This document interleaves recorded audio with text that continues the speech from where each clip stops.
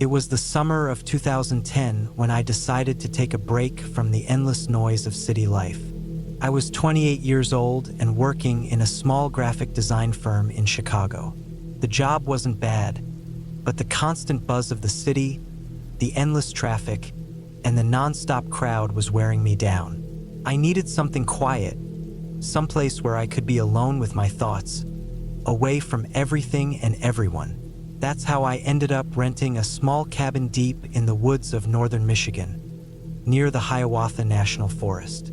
The cabin was owned by a man named Earl, an old, grizzled hunter who didn't live there full-time anymore but rented it out during the summer months. He told me over the phone that the cabin was old, but solid. There was no electricity and no running water, just a wood stove, a cold water pump outside, and a small outhouse a few yards away. Perfect for what I wanted, a place to unplug. I arrived late afternoon after a long drive from Chicago. The last few miles to the cabin were rough dirt roads winding through thick pine trees. The air was heavy with the smell of wet earth and pine needles. It was a relief to finally see the small wooden structure, worn but sturdy, nestled between tall trees with a tiny clearing around it. The roof was covered with old tin sheets, rusted in places, and the windows were dusty but intact. The first night, I sat on the small wooden porch with a cup of coffee I made on a camping stove, watching the sun sink behind the trees. The forest was alive with the sounds of crickets and the occasional hoot of an owl. It was peaceful in a way I hadn't felt in years. The sky was clear and full of stars, brighter than anything I had seen near the city. The next day, I spent unpacking and exploring the area. There was a small creek about 100 yards from the cabin, the water cold and clear. I walked down to it, feeling the smooth stones beneath my feet, and filled my canteens. The forest was thick, the trees tall and straight, their bark rough and dark. There were pine cones scattered on the ground, and the scent of pine resin was strong in the air. I saw a few deer tracks near the creek and heard the rustle of something moving through the underbrush, but nothing came into view. The cabin had a few basic tools: an axe, some old fishing gear, and a rusty but functional lantern. I started stacking firewood to keep warm at night. The wood was damp from recent rain, so it took a while to get the fire going, but by evening, I had a small blaze crackling in the stove. The first couple of days passed without incident. I spent my time reading, writing, and hiking through the forest. I found a small trail that looked like it might have been used by hunters or locals. It wasn't on any map, but it led deeper into the woods. On the third day, things started to feel different. It was late afternoon when I noticed something unusual. While walking near the creek, I spotted a small, crude campfire ring not far from the water. The ashes were still warm, and a few charred sticks lay nearby. It was clear someone had been there recently. The spot looked hastily abandoned, with some scraps of torn cloth caught in the branches and a couple of empty cans scattered on the ground. I felt a flicker of unease, but told myself it was probably a local camper or hunter who left quickly. The forest here was vast and sparsely traveled, so it wasn't unusual to find signs of other people. That evening, I heard strange noises outside the cabin after dark. At first, it was just the usual forest sounds: the wind through the trees, the hooting of owls, the snapping of twigs. But then came something different. A slow, deliberate rustling, like something heavy moving through the underbrush. It was too rhythmic to be a deer or a raccoon. I sat still by the stove, listening hard.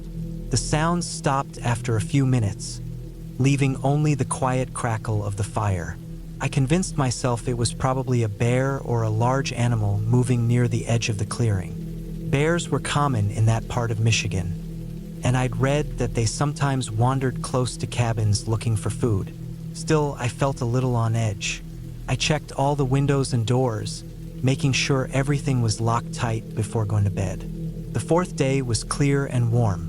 I decided to hike further along the trail I found, bringing a small backpack with water, some snacks, and my old hunting knife just in case. The trail wound through thick woods, with the sunlight filtering down in narrow beams.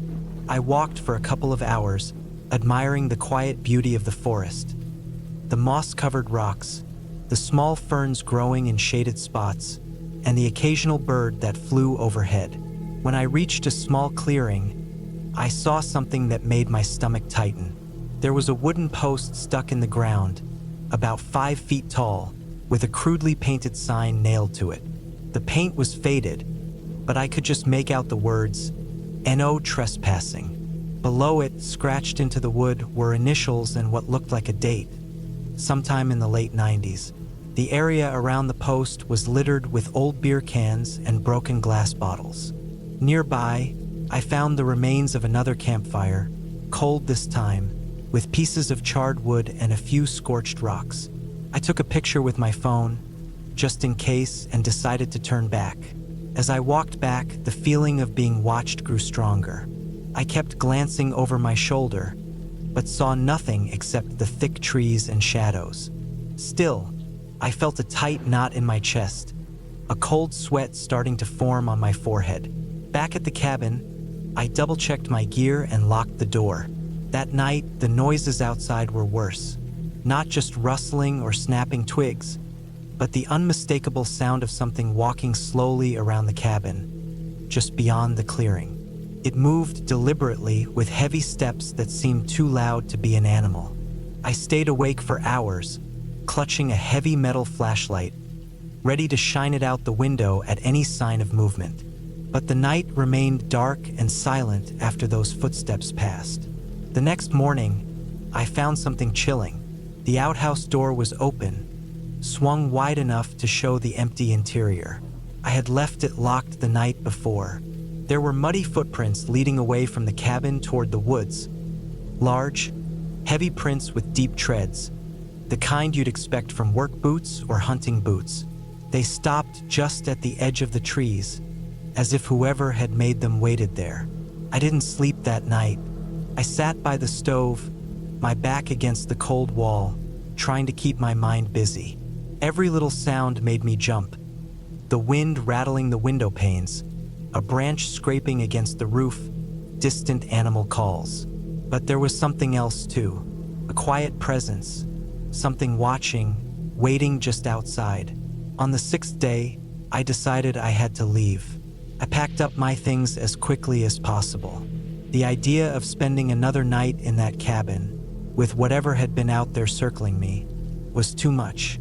I loaded the car, checked the dirt road for signs of recent traffic, and started the long drive back toward civilization. About 10 miles from the cabin, I stopped at a small gas station in a town called Manestique to get some snacks and fill up.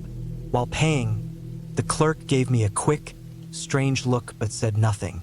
Outside, I noticed a few older men sitting on a bench, watching me closely. I didn't stop long. I headed back onto the highway, driving fast, eager to get back to Chicago. It wasn't until I got home, safe and sound, that I finally began to piece together what had happened. The next morning, I called the local sheriff's office near the cabin to ask about the no trespassing sign I'd seen. The deputy I spoke to told me the land around the cabin was part of a private hunting preserve owned by a wealthy family.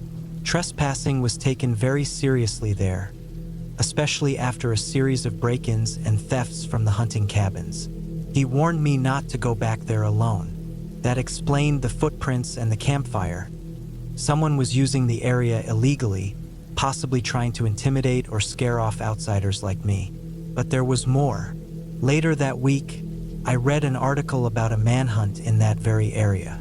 A local man, wanted for armed robbery and assault, had been spotted near the forest. Authorities believed he was hiding in the woods, using abandoned cabins to stay out of sight. He was considered dangerous and heavily armed. The man was finally captured 2 weeks later after a tense standoff with law enforcement. It was the kind of story you see in the news and forget, but for me, it hit too close to home. Looking back, I realized the noises at night weren't from animals. The footsteps circling the cabin, the warm ashes in the campfire. They all pointed to someone dangerous, someone who didn't want me there. Whoever it was, they had been watching me, maybe even waiting for me to leave or make a mistake. I was lucky. I never saw him, never had a direct encounter, but the threat was real. It was a cold, hard reminder that even in the quietest places, you're never truly alone. Sometimes, danger hides behind the stillness, waiting patiently in the shadows. Since then, I haven't returned to that cabin. The forest still calls to me sometimes, the memory of those pine trees and the clear creek, but the fear I felt that summer stayed with me long after I left. I learned that sometimes the scariest things aren't ghosts or monsters, but people, and the unknown risks they bring into the quiet places we think are safe. The cabin in the pines was supposed to be an escape, a refuge. Instead, it became a lesson in caution and respect for the wilderness and the people who live in its shadows.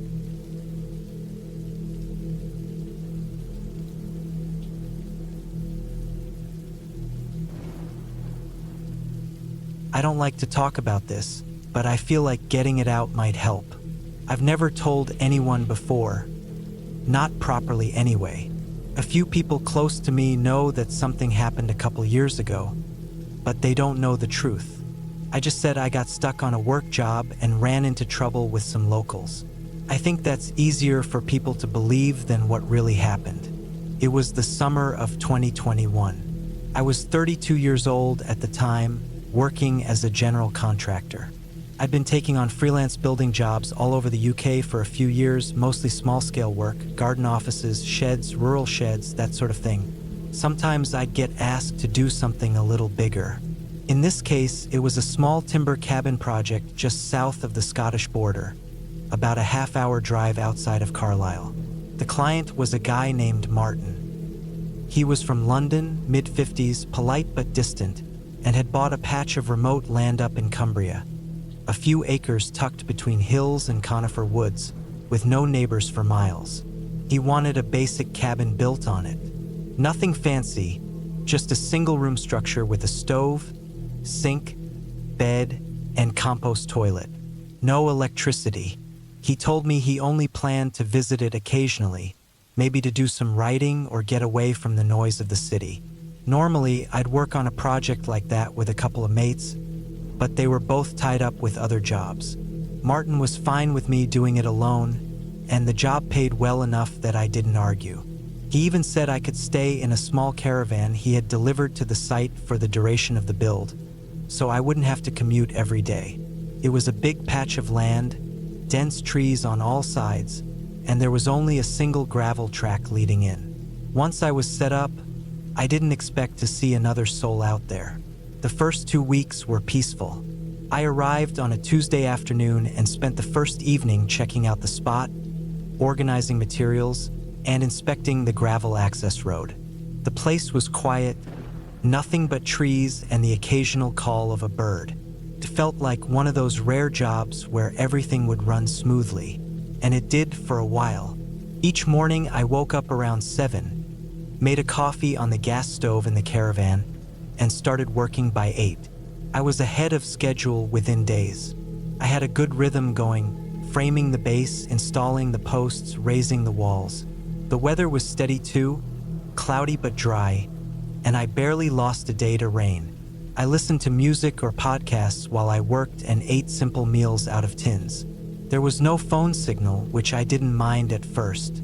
In fact, I liked it, but something started to change around the 3rd week. It's hard to explain, but the feeling of the place shifted. It started with small things. I'd wake up in the middle of the night, unsure why. No loud noises, just a sense that something had pulled me out of sleep.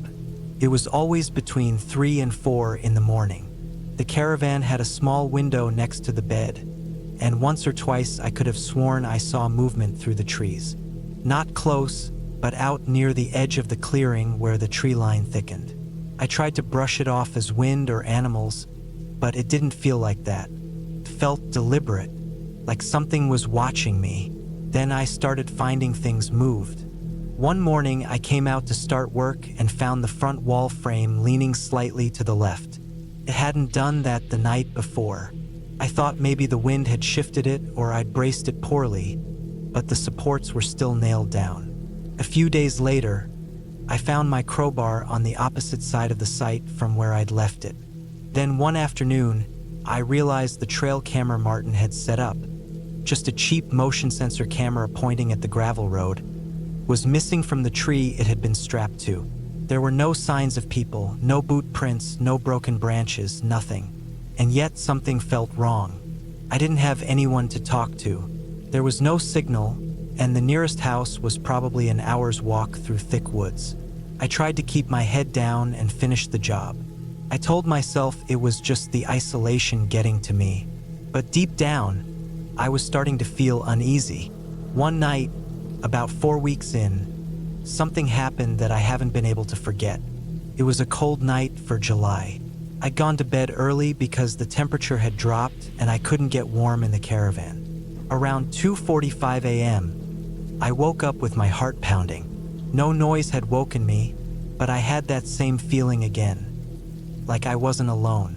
I sat up, pulled the curtain back from the window beside the bed, and looked out.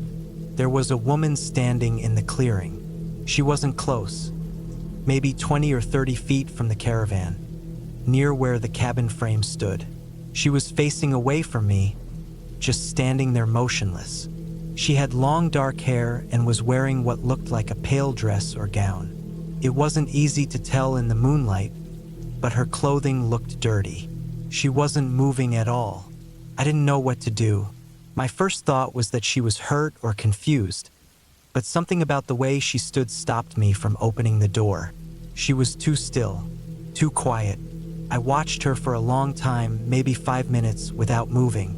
Then, without warning, she turned her head slowly and looked directly at the caravan. Not just toward it, right at the window I was staring through. She didn't walk closer. She didn't make a sound. She just stared. My chest tightened. I backed away from the window, crouched low, and waited. I didn't have any weapons, just tools. I grabbed my hammer and sat on the floor, heart racing, for what felt like an hour. I didn't hear footsteps, and when I finally gathered the courage to peek out again, she was gone. The next morning, I searched the area. No footprints. No broken branches, just the frame of the unfinished cabin, untouched. I considered packing up and leaving, but I still had 3 days of work left, and I'd already been paid a good chunk up front. I told myself it could have been someone from a nearby property, though I knew there weren't any. Maybe a hiker or a lost camper, but she came back. The second time was 2 nights later. This time I woke up to a sound, like something brushing the side of the caravan. A slow dragging sound. I froze. I could hear light footsteps, bare feet maybe, on the gravel just outside. I held my breath and listened. Eventually the sound stopped. I didn't look out the window. I didn't want to see her again. In the morning, I checked around the caravan. There was a line in the dirt, like something had been dragged past the door. But again, no prints. Nothing that made sense. I finished the cabin the next day. I didn't even bother tidying up properly. I packed everything, locked the door, left the key under the rock where Martin told me to, and got out of there before noon. I didn't go back to retrieve the caravan. I paid a guy to haul it out a week later. He said he felt uneasy the whole time he was there. Said the woods felt heavy. Months passed. I pushed the memory down and didn't talk about it. I told people the job was lonely but fine. But then something strange happened. Around December, I got a parcel in the post.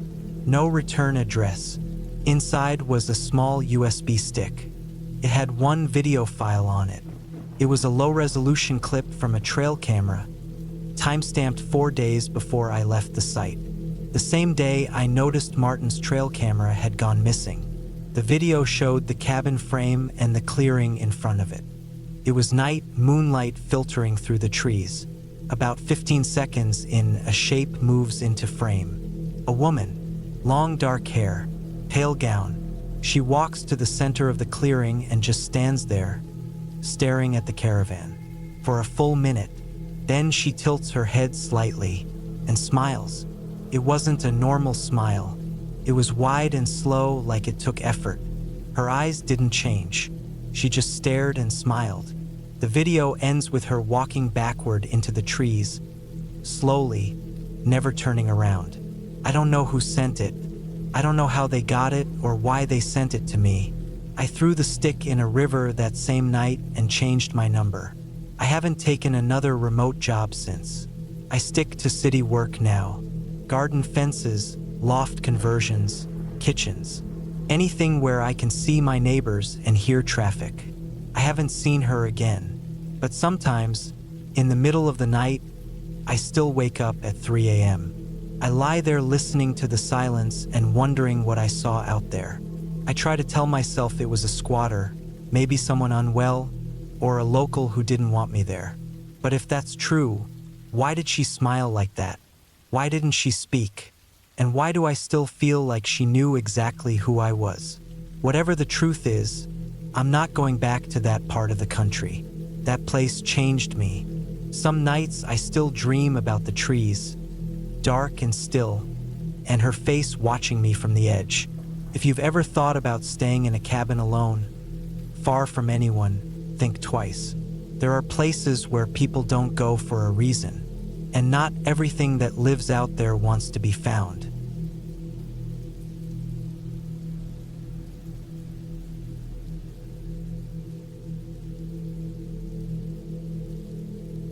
I never really planned on staying in the cabin for more than a few nights. It was supposed to be a quiet hunting trip, just me and the woods. That year, in the fall of 2019, I'd been working long shifts for almost 9 months straight. I was 34, single, and just needed time to breathe. I'd grown up hunting with my uncle and knew my way around a rifle and the woods. So I figured a long weekend at a friend's off-grid hunting cabin would be perfect. The cabin was in the Upper Peninsula of Michigan, about 30 miles from the nearest town, Paradise. That name always seemed a little too hopeful for what was really just a small place with a gas station, a grocery store, and a diner. My friend Caleb owned the cabin. He'd bought it from a guy who claimed to have built it himself in the 80s.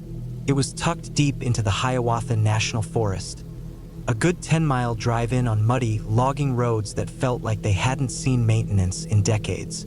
Caleb wasn't using the cabin much that year, so he told me I could crash there anytime. I took him up on the offer the first week of November. Deer season hadn't started yet, but I liked to scout ahead. I packed up my truck, tossed in my gear boots, camo, food, .308 rifle, my Glock just in case, and drove the 6 hours up from Grand Rapids. The cabin itself was rough but solid.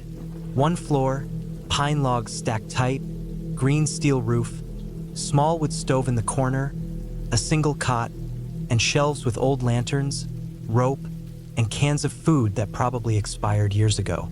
There was no running water, no electricity, just a hand pump well out back and an outhouse 50 feet into the trees. I got there just before dusk. The forest was silent except for the occasional creak of tree limbs in the wind. I unlocked the rusted padlock Caleb had left on the door and stepped inside. The place smelled like old wood, mice, and ash. Still, I liked it. There was no cell service that deep in, and the quiet felt like a blessing after months of ringing phones and city noise. I unpacked, lit a few candles, and started a fire in the stove. The wood inside was damp, but it caught eventually. I made some instant noodles, unrolled my sleeping bag on the cot, and settled in for the night. It wasn't until the second day that I started feeling like something was wrong. I woke up early before dawn. The air was cold enough that I could see my breath inside the cabin. I got dressed, loaded my gear, and stepped out into the woods. The terrain behind the cabin sloped down into a shallow valley with a stream running through it, prime deer country. I sat for hours on a ridge overlooking the stream, saw nothing but squirrels and a few birds. Around noon, I walked deeper into the trees, pacing out landmarks and tagging good spots for later. Nothing unusual. But when I got back that afternoon, the front door was cracked open. At first, I thought maybe I hadn't latched it properly. The wind could have pushed it open, but the latch was solid iron, and I always made sure it was closed. Still, I convinced myself that it was my mistake. I stepped inside slowly, Glock drawn just in case. Nothing looked disturbed. My pack was where I'd left it, food untouched, stove cold. I even checked the small trapdoor under the cot that led to a storage crawl space. All clear. I told myself to calm down. Maybe it was just the wind. I relatched the door and shoved a chair under the handle for good measure. That night, I stayed up a little longer, listening. The woods were quiet, too quiet. Not even the usual night insects were making noise. Around midnight, I heard crunching outside. It wasn't a deer. I've hunted enough to tell the difference. Deer walk with a rhythm, step, step, pause, step. This was slower, heavier, deliberate. I killed the lantern and moved to the window, crouching low. Moonlight was enough to make out shapes, and I saw someone, just for a second, walking past the tree line about 40 yards out. No flashlight, no gear. Just a dark figure moving parallel to the cabin. I didn't sleep that night, just sat with my Glock in hand, back against the wall. The next morning, I walked the perimeter, found no tracks. The leaves were dry and thick enough to hide prints, but I still should have seen something. Broken twigs, scuffed dirt, nothing. I should have packed up then, should have left. But I told myself maybe it was a hunter, maybe a hiker who got lost.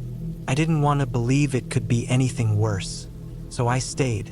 Spent the day scouting a few new areas, but I couldn't focus. I kept checking behind me. I'd catch glimpses of movement through the trees, but when I'd stop and look, it was gone. No sound. No birds. Just that same too quiet feeling pressing down on everything. When I got back to the cabin that evening, the door was open again. This time I knew I'd locked it, and I'd wedged a chair against the handle. The chair was still there, but lying flat on the floor, like it had been knocked over from inside. I raised my Glock and stepped in. Everything was where I'd left it, almost. My sleeping bag had been rolled up, tight and neat, placed on the cot like someone had tidied up for me. That stopped me cold. I hadn't rolled it up. No way. And it was tied with twine I didn't own. The crawl space door under the cot was slightly ajar. My throat tightened. I took a long, slow breath and nudged it open with my boot. Nothing inside, just old tools, boxes, and dust. No sign anyone had been down there recently. Still, I was shaken. I stayed up again, sitting in the corner, Glock in hand, ears straining. And again, sometime after midnight, I heard footsteps. Not walking this time, standing, just outside the cabin wall. Then a slow scrape, metal on wood. I held my breath, eyes fixed on the wall where the sound came from. Then silence. Nothing for the rest of the night. When I finally passed out, it was from sheer exhaustion. The next morning, I found long, shallow marks along the back wall, like someone had dragged a knife or a nail across the logs. I snapped. I packed up, loaded everything into my truck, and gunned it down the muddy road. It had rained a little the night before, and the truck slipped and slid the whole way. I hit a rut hard about 3 miles in and blew the front left tire. No spare. The old one had a leak I'd never replaced. I cursed myself. I was stuck. No signal. No people for miles. I had 2 options: stay at the truck and wait, or hike back to the cabin and figure it out from there. It was a stupid choice either way, but I chose the cabin. At least it had shelter. I left a note under a rock in case anyone came by the truck and started walking. By the time I got back, it was early evening. The light was fading. I was sweaty, covered in mud, and pissed off. But when I reached the clearing, I stopped dead. There were fresh boot prints on the porch. Big ones, muddy, coming out of the cabin. I crouched behind a tree for a long time, watching. Nothing moved, no sound. I circled the clearing wide, keeping low, and came in from the rear. The back window was cracked open an inch. I eased it up slowly, slid inside. Glock up. The cabin was empty, but something had changed. My pack had been emptied. Everything laid out in neat, perfect rows on the floor. My clothes, food, ammo, even my wallet. The driver's license was gone. That hit me hard. Whoever was messing with me didn't just want to scare me. They were looking for something, maybe learning about me. I checked the crawl space again. Empty. Same with the woodshed. I locked everything tight, shoved the dresser against the door, and tried to think. I had food for maybe 2 days, water from the pump. I could last until someone came down the road. But something told me waiting wasn't smart. That night, the footsteps came back, slower this time, circling the cabin. Once, then again. Then they stopped just outside the window. I didn't move, didn't breathe. And then I heard breathing, shallow, just outside the glass. I stayed frozen until dawn. When light finally broke, I opened the door with my rifle raised. On the porch was my wallet, sitting dead center on the step. License gone, everything else inside. I walked 20 feet into the trees and puked. I couldn't stay another night. I grabbed what I needed, stuffed it in my pack, and started hiking out toward the road. I figured if I stuck to the logging trail, I'd hit a ranger station or cell signal within a day or two. I left the cabin behind without looking back. I made it about 8 miles before I heard the truck. At first, I thought it was a rescue, maybe a logging crew. But when it came into view, I stopped cold. It was my truck. Someone had towed it, fixed the tire. It was parked in the middle of the trail, headlights off, driver's side door open. No one inside, keys on the seat. I stood there a long time, gun raised, scanning the trees. Nothing moved. Eventually, I forced myself to climb in. I started it up, turned over smooth. I backed up slowly, heart in my throat, watching the tree lean. Nothing.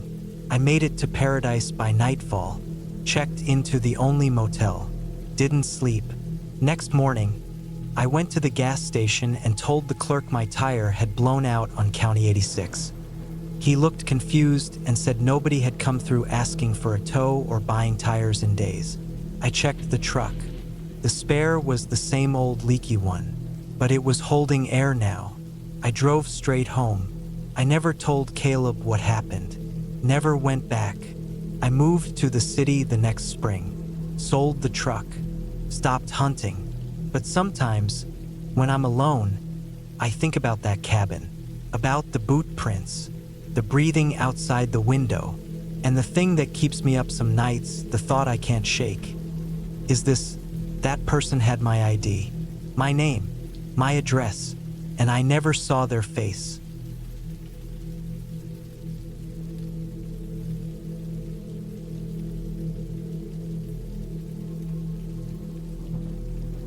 I hadn't been back to that part of New Mexico in over 15 years. There was no real reason to go. Not anymore. My uncle passed away in 2007, and I never had a good excuse to make the trip again. That land sat there, quiet and ignored, about 30 miles southeast of Farmington, past the oil field routes and forgotten ranch trails. It was all scrubland and bad road. My uncle kept a cabin out there, a real cabin, not a kit build or fancy rental, but something he and my grandfather had thrown together with thick logs and stubborn hands in the 1960s.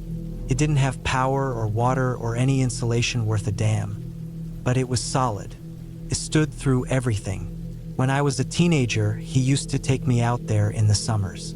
Just me and him. I always hated how quiet it got at night. No lights, no TV, just crickets, wind, and the occasional coyote that would scream like a child in the dark.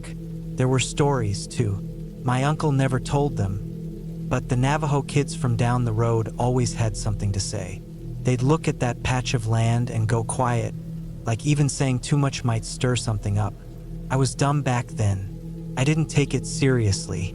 I didn't think there was anything out there except jackrabbits, cactus, and bad dreams. In April of last year, I got a call from a lawyer.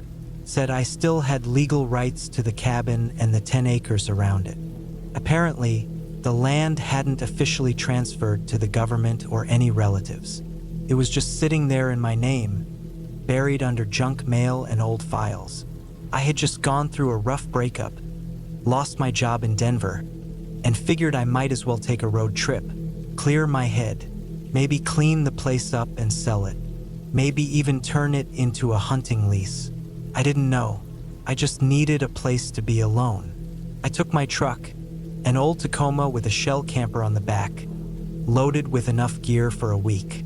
I brought tools, water, canned food, a .308 rifle, and some firewood. I wasn't expecting comfort. I expected dust, cobwebs, maybe some rodents. I was prepared for that. What I wasn't prepared for was how damn wrong everything felt the second I pulled up that trail. It started with the road itself. The gravel was gone, eaten up by time. I knew the way by heart, but it still looked unfamiliar. The brush was overgrown, and what used to be tire ruts were barely visible in the dirt. A fence I remembered, the one with the twisted barbed wire near the entrance, was bent in the wrong direction, like something had crashed through it. Not recently either. Rust had set in deep. When I reached the clearing where the cabin sat, it hit me all at once. This place hadn't just been abandoned. It had been avoided, left alone like people knew to stay away. The grass was tall and yellowed around the structure. The wood had darkened, and the porch sagged a little. One of the shutters was torn off and laying 20 feet away in the dirt. Inside wasn't much better. Dust blanketed everything. Some of the old furniture had collapsed under its own weight. A rat nest had taken over one corner. But weirdest of all, there were marks on the floor, long, shallow scratches along the boards. Not animal claw marks, more like grooves from dragging something heavy. But they didn't go in any clear direction. Just swirls and loops, like someone had been moving furniture aimlessly, then stopped. I spent the first night in the camper, not inside. I aired out the cabin, propped open the door, let the wind push the stale air around. I cleaned until the sun dipped behind the hills. Then I made a fire in the pit out front and ate beans from the can while coyotes howled in the distance. Same as always, that part still felt normal. But something started tapping on the side of the truck camper around 1 a.m. It wasn't branches. There weren't any trees nearby, just sagebrush and low juniper. It was a sharp, steady tap like a fingernail or a stick.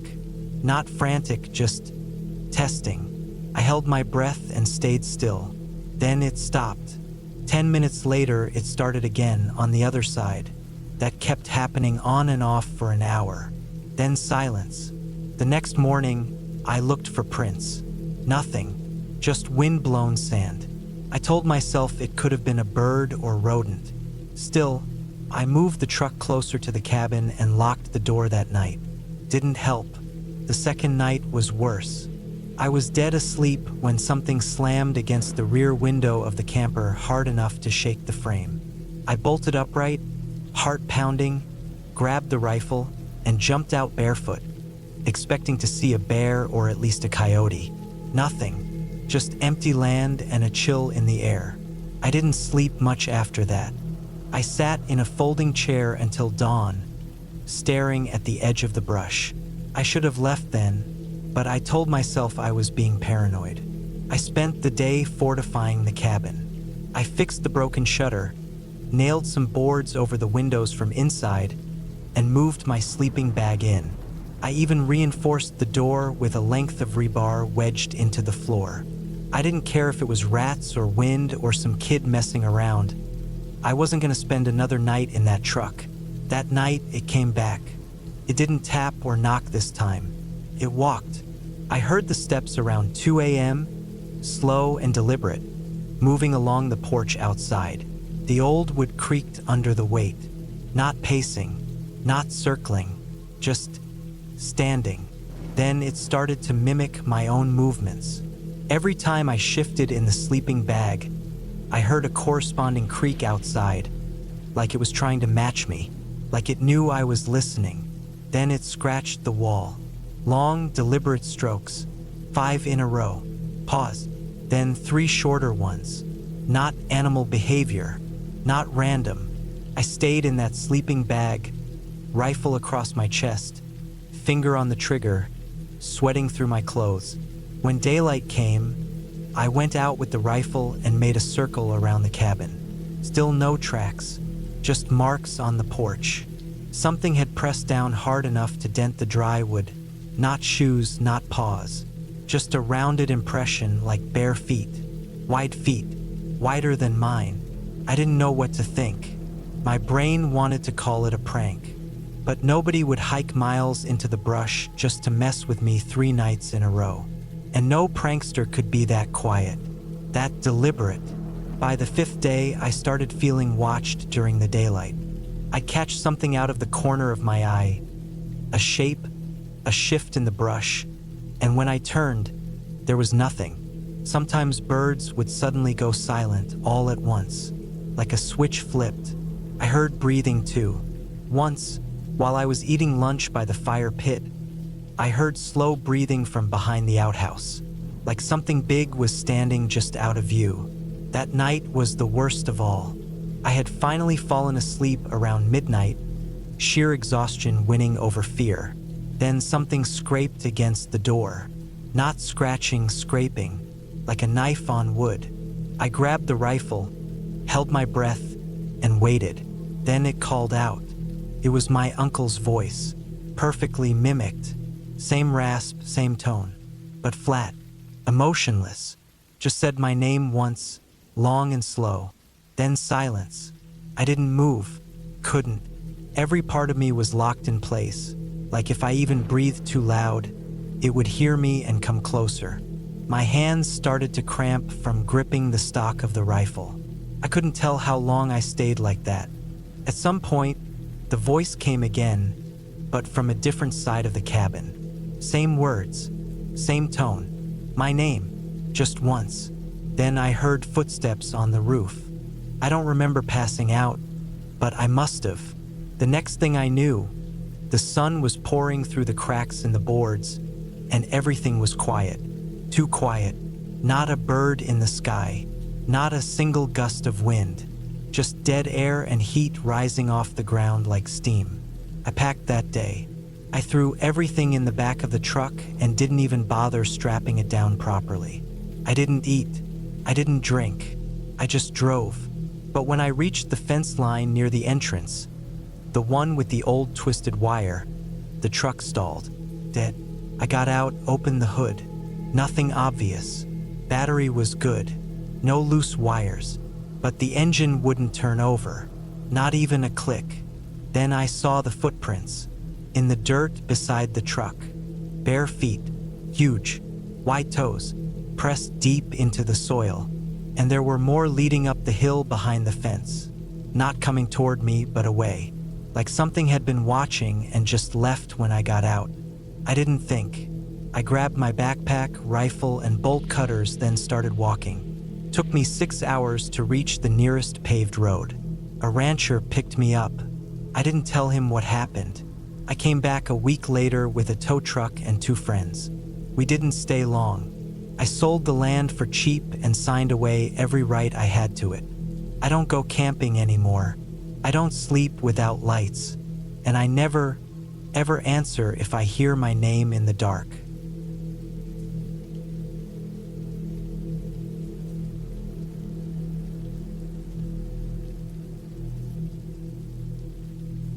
I hadn't thought about that cabin in years. I figured it had caved in or been swallowed by the forest by now. I was wrong. It was the summer of 2013 when I decided to take a solo hiking trip up into the Grayson Highlands in Virginia. I was 34 then, recently separated, and spending too much time staring at walls in my 1-bedroom apartment in Roanoke. I needed air. I needed solitude. I packed up my old Jeep with basic supplies, tent, sleeping bag, 2 weeks worth of dehydrated food, a basic med kit, 2 knives, a 9mm I'd owned since college, and a Garmin GPS that I never trusted much. I had no real plan except to park at a ranger station, head northwest, and stay away from trails. I wanted to be alone. That's probably what made me take the left fork on that old fire road near Wilson Creek. It wasn't marked, just gravel fading into dirt, with trees pressing close like they were hiding something. I didn't recognize it, but there was something about it that pulled me in. Maybe it was the way the light filtered down through the trees. Maybe it was just the feeling I'd get when I was younger and saw something that felt secret. I drove in about a mile before the Jeep couldn't go further, then packed my gear and started walking. The air changed as I moved deeper. You stop hearing cars, then you stop hearing birds. Then even the insects quiet down like they're watching. The kind of silence where even your own breath feels too loud. That's what it was like out there.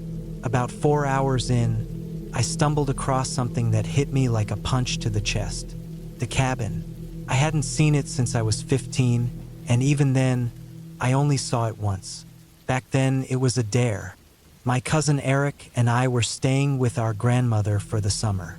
She had a house about 20 minutes from where I now stood.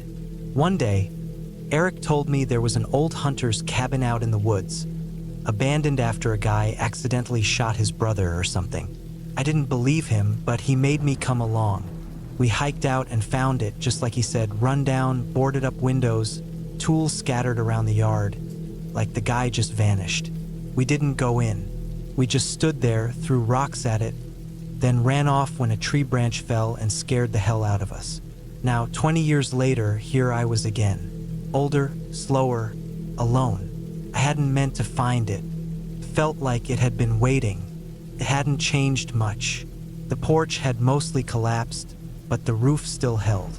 Boards still covered the windows. One of the shutters hung crooked, tapping in the breeze. I circled it. The front door hung slightly open. Inside, it was dark, the air thick with dust and old wood. I stepped in. The floor creaked but held. The place smelled like wet ash and mold. Inside was a small cot, broken and sunken in the middle.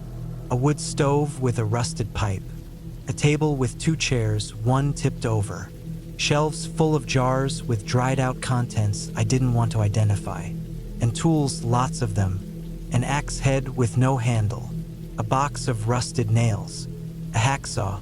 A hunting knife still in its leather sheath. There were also signs that someone had been there not too long ago. A pile of split wood by the stove. An empty can of beans in the sink. A plastic water bottle under the table. That bottle wasn't from 20 years ago. Someone had been squatting, or worse, maybe still was. I backed out, slowly, eyes scanning the woods. Nothing moved. Stillness again. Against my better judgment, I decided to camp nearby. Not inside, I'm not stupid.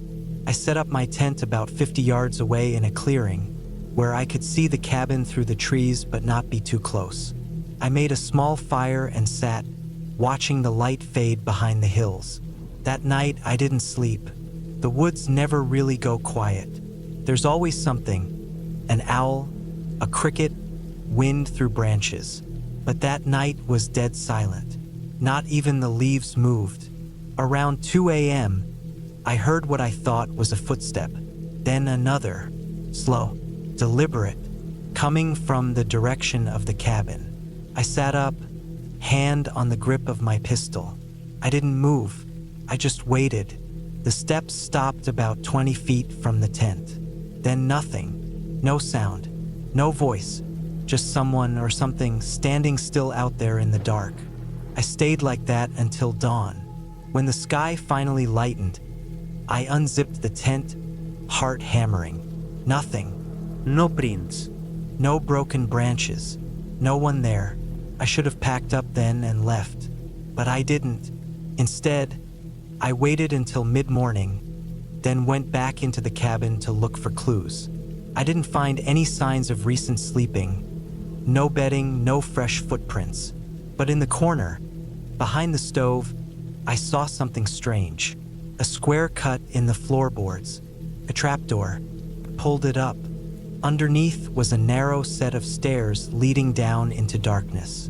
It didn't make sense. The cabin was small. There was no reason for a basement out here. I turned on my flashlight and started down. The steps were stone, damp and slick. At the bottom, the space opened into a room about 10 feet by 10. Dirt walls, ceiling low enough that I had to hunch. In the center was a metal table, rusted and covered in grime. Next to it, a chain bolted into the ground. And bones. I'm not exaggerating. Real bones. Not human, I don't think, but big. Maybe deer. But they'd been stripped clean. Too clean. Some were in piles. Others scattered. On one wall, someone had scratched into the dirt. I moved closer and read the words, "Stay out." That was it. Nothing else. I went back up, heart racing, and kicked the trapdoor shut. I didn't go back in the cabin again. That afternoon, I hiked back to the Jeep. It took nearly 7 hours, moving fast and checking over my shoulder every few minutes. When I reached it, I didn't stop to rest.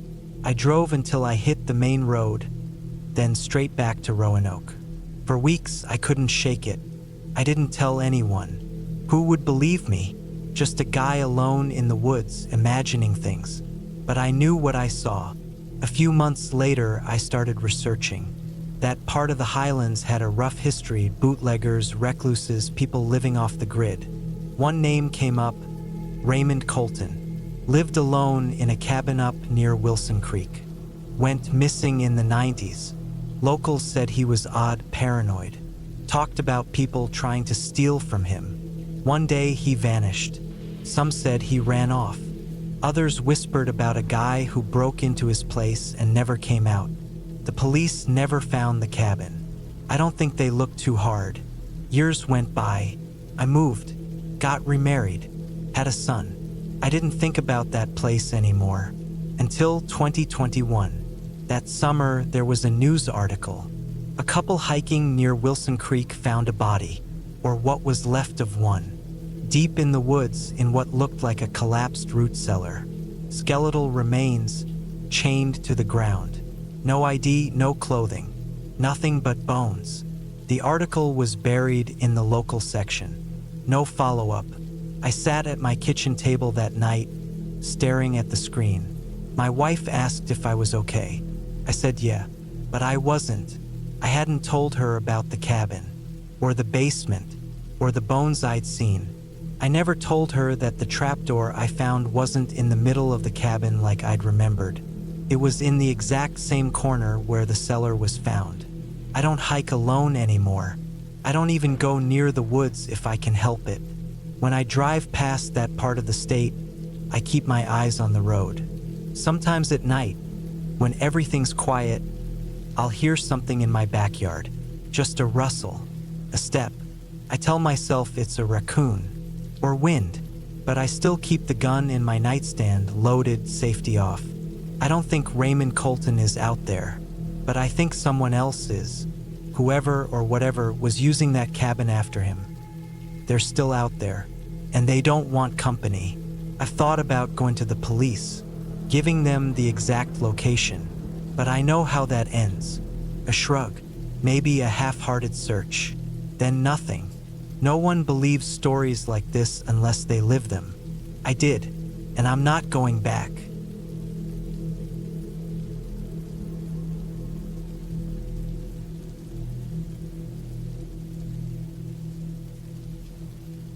I was 34 the year I decided to spend a week alone in a cabin on the Northern California coast. It was early November, and I remember that because it was right after the clocks had changed. I had just come off a brutal stretch of working overnight shifts for 3 months straight. Warehouse management, lots of long nights, lots of time on my feet, and I felt like my head hadn't stopped spinning since summer.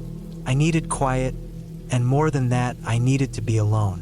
No coworkers, no tráfico, nos cranes, no e-mails. So when I found an old listing on a message board for a remote, no frills cabin near Mendocino, I didn't hesitate. The place was owned by someone's uncle who had passed away. The post said the cabin wasn't fancy, just a wood stove, running water if the pipes weren't frozen, and solar power for one light bulb and a small battery for a phone. There was no reception, no Wi-Fi. It was perfect. I paid the woman $200 by Venmo and got instructions and a set of photos of the place. Just getting the key was low-key.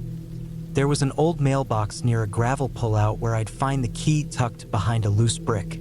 The cabin was about an hour east of Mendocino, a little south of Fort Bragg, on a rutted Forest Service road that twisted through deep pine and redwood groves. I brought everything I thought I'd need for a week. Food, water, an old iPod, some books, a journal, and an emergency solar battery for my phone, even though I knew it wouldn't work out there. The road was rough, but my Subaru handled it well. I left early in the morning and reached the mailbox just after noon. The key was right where she said it would be. Past that point, there were no more signs, just trees and dirt and an old tire rut that disappeared into the woods. The cabin was maybe half a mile from the mailbox, down a steep, uneven path that barely resembled a driveway. I couldn't see it from the road, and that made it feel more secluded, more hidden. When I finally reached it, it looked exactly like the photos. A small, faded brown structure with a green tin roof, a crooked porch, and a rusted metal chimney. There was no fence, no other cabins in sight, no tire tracks, no mail, no signs of recent life. The place looked forgotten. That was the point. I parked in a flat patch of dirt near the porch and got out. The air smelled like wet pine needles and wood smoke. It had rained a few days earlier, and the ground was soft and damp. The forest was dense around the cabin. Thick pine trunks, massive ferns, some kind of ivy growing up the walls in patches. There was a tool shed about 20 feet away, its door half open and swinging slowly in the wind. Inside, the cabin was small but not uncomfortable. A single room with a cot, a wood stove, a counter with a sink and 2 cabinets, and a table with a metal folding chair.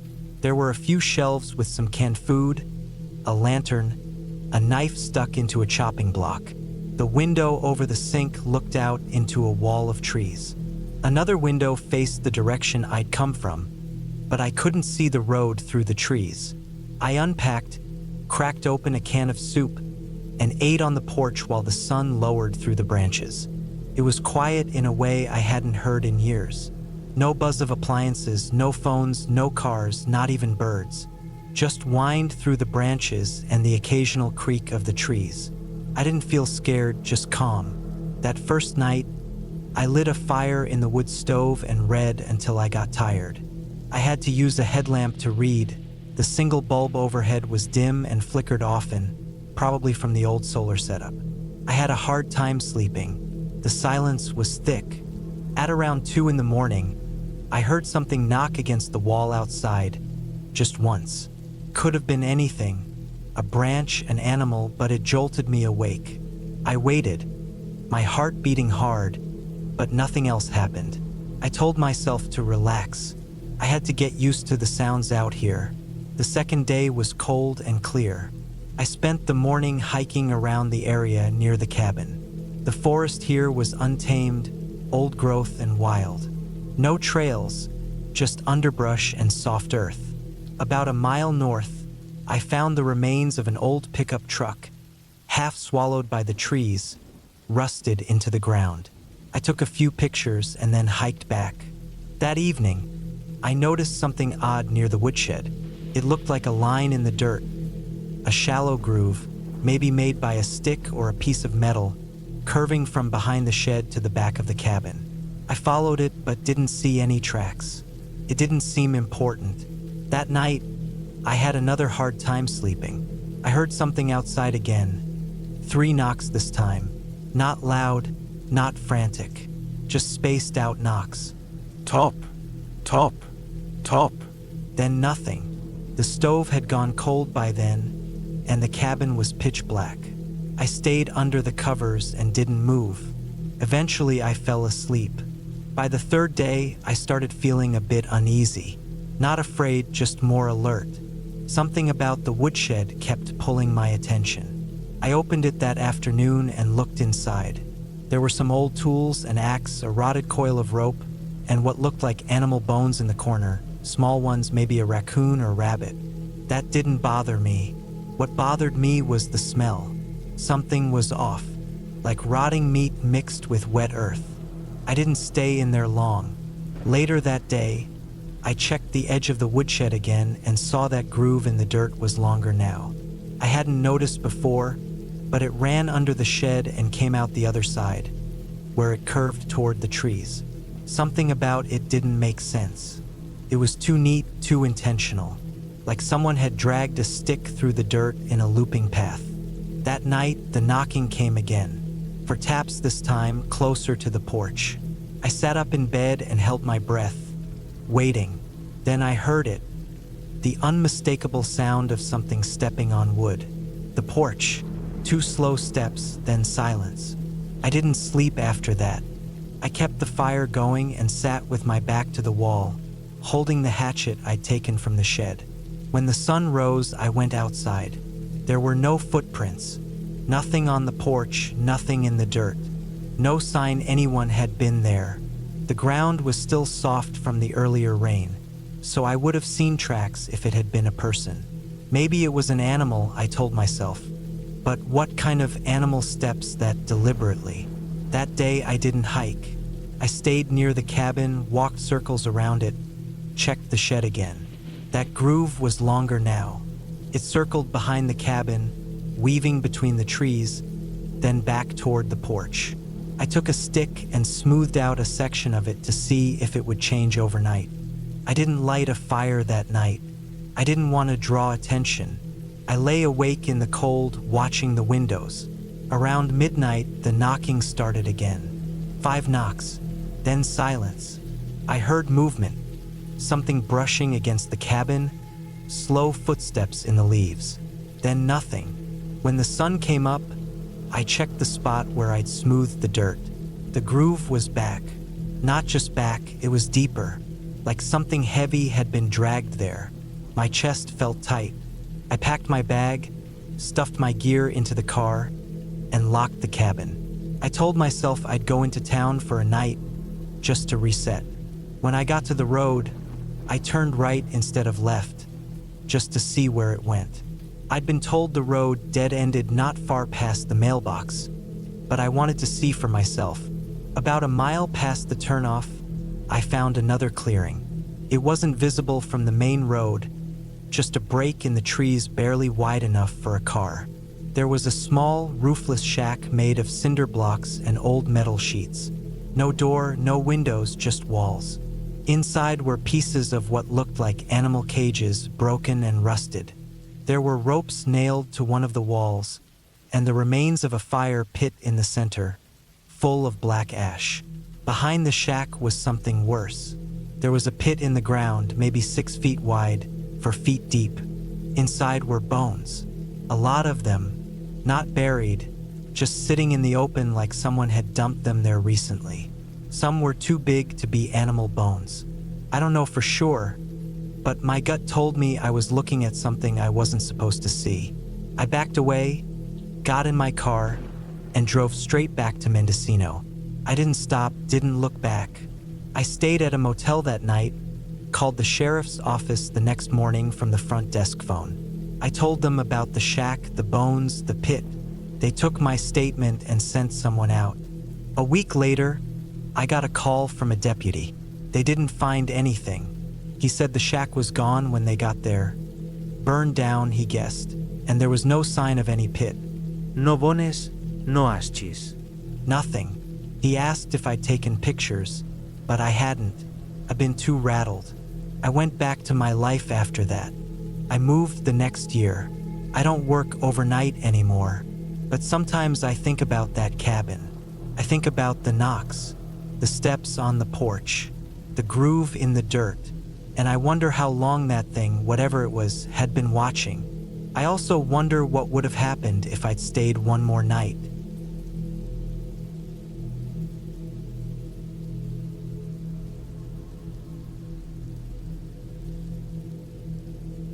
The rain was relentless. It had been falling steadily since late afternoon, turning the soft dirt path I'd been walking along into a thick, slippery mess. My boots sank into the mud with every step, soaking through the worn leather and making my socks damp. The forest around me was dense, towering pines and firs stretching into the dark gray sky, their needles heavy with water droplets that occasionally dripped down onto my shoulders. I was alone. At least that's what I kept telling myself. I had come out here for one reason, to build my own small cabin deep in the woods of Oregon. I needed a break from the city, from the noise and the endless flood of people. I needed a place where no one could reach me for a while. I'd been saving for years to buy this patch of land, and now that I had it, I wanted to build something with my own hands. The rain wasn't supposed to come. The weather forecast had promised a clear night, but forecasts are never perfect, especially out here. The cabin frame was already up, rough-cut cedar beams nailed together in a simple rectangle about 12 feet by 16. I'd spent all day hauling logs and cutting boards, using a handsaw and my old hammer. I was tired, soaked, and my fingers were numb from the cold wetness. The rain fell harder now, drumming on the wood, making it slick. I had a small tarp over part of the frame, but it barely helped.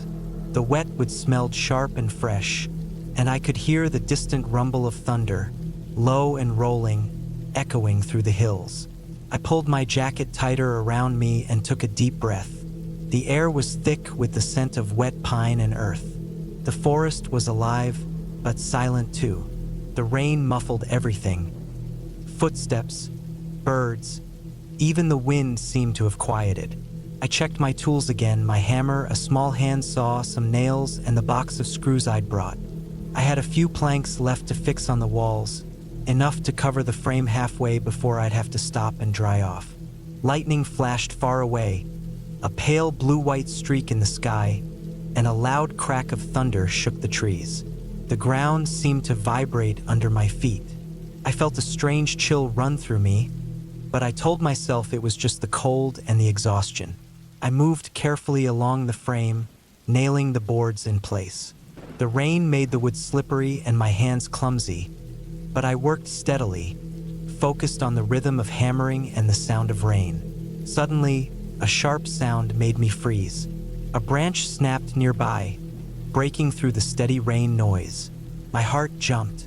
I turned slowly toward the sound, squinting through the curtain of rain and dark. There was nothing there, just the trees, their wet trunks glistening in the dim light. The forest stretched on, dense and shadowy.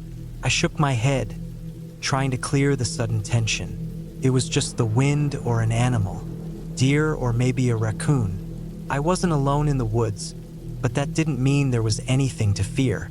Still, the silence after the snap felt heavy, like the forest was watching me.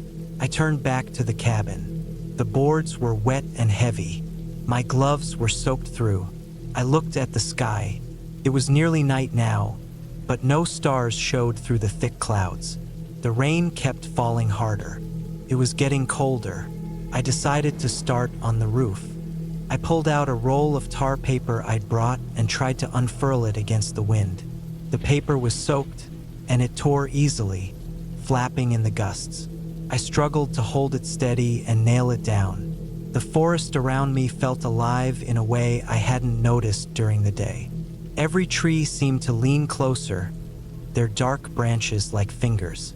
The wet leaves shimmered in the faint light, and the ground squished under my boots. I worked faster now, trying to finish before the storm got worse. My back ached from bending and lifting, and my fingers were stiff and numb. The rain was cold, seeping through every layer of my clothes. Then I heard it again, a faint sound, like footsteps in the mud, slow and deliberate. I stopped hammering. The rain was loud, but this sound was different, soft but clear. I looked around, eyes searching the dark. Nothing moved. I stepped carefully, trying to catch the sound again. My heart beat faster. The footsteps came again, this time closer, crunching leaves and twigs. I froze, every muscle tense. The rain fell harder, and the wind pushed it against my face like tiny needles. I thought about calling out, but no words came. The woods were too big, too empty for anyone to hear. The footsteps stopped near the edge of the trees, just beyond the clearing where my cabin sat. I held my breath, waiting. A large figure stepped into the clearing, wet from the rain, wearing a heavy jacket and a hat pulled low. I didn't move. The figure stood still for a long moment, watching. I felt exposed like a rabbit caught in a trap. Then, without warning, the figure turned and disappeared back into the forest. I waited, heart pounding, listening. The footsteps faded into the wet earth. I didn't know who it was or what they wanted, but the presence was enough to shake me. I decided it was best to finish what I could and get inside the small shelter I had made, the part of the cabin with a rough roof and 3 walls. I grabbed my bag, some food, and a flashlight and climbed inside. The tarp-covered roof leaked in spots, but it was better than standing in the rain. I lit a small lantern I'd packed, its pale yellow glow fighting back the dark. The rain drummed overhead, louder and louder. I sat down on a log, wrapped myself in my jacket, and tried to calm down. The forest was silent again, but I could feel the eyes watching from beyond the trees. The wind blew harder, and the rain blurred the world outside. I thought about packing up and leaving, but the nearest road was miles away. No one would be there to help. I stayed awake, listening to the storm and the occasional crack of a falling branch. Hours passed. Finally, the rain slowed to a drizzle, and the sky began to lighten with the first hints of dawn. I stepped outside, wet and stiff. The forest looked different in the pale morning light, softer, less threatening. The ground was soaked, and the cabin frame was dripping water. But I was still there. The figure from last night was gone. I finished building the cabin over the next few days, working under clearer skies. I never saw the stranger again. Sometimes I wondered who they were, but I also knew that out here, alone in the forest, you never really are alone. You just have to learn to live with it.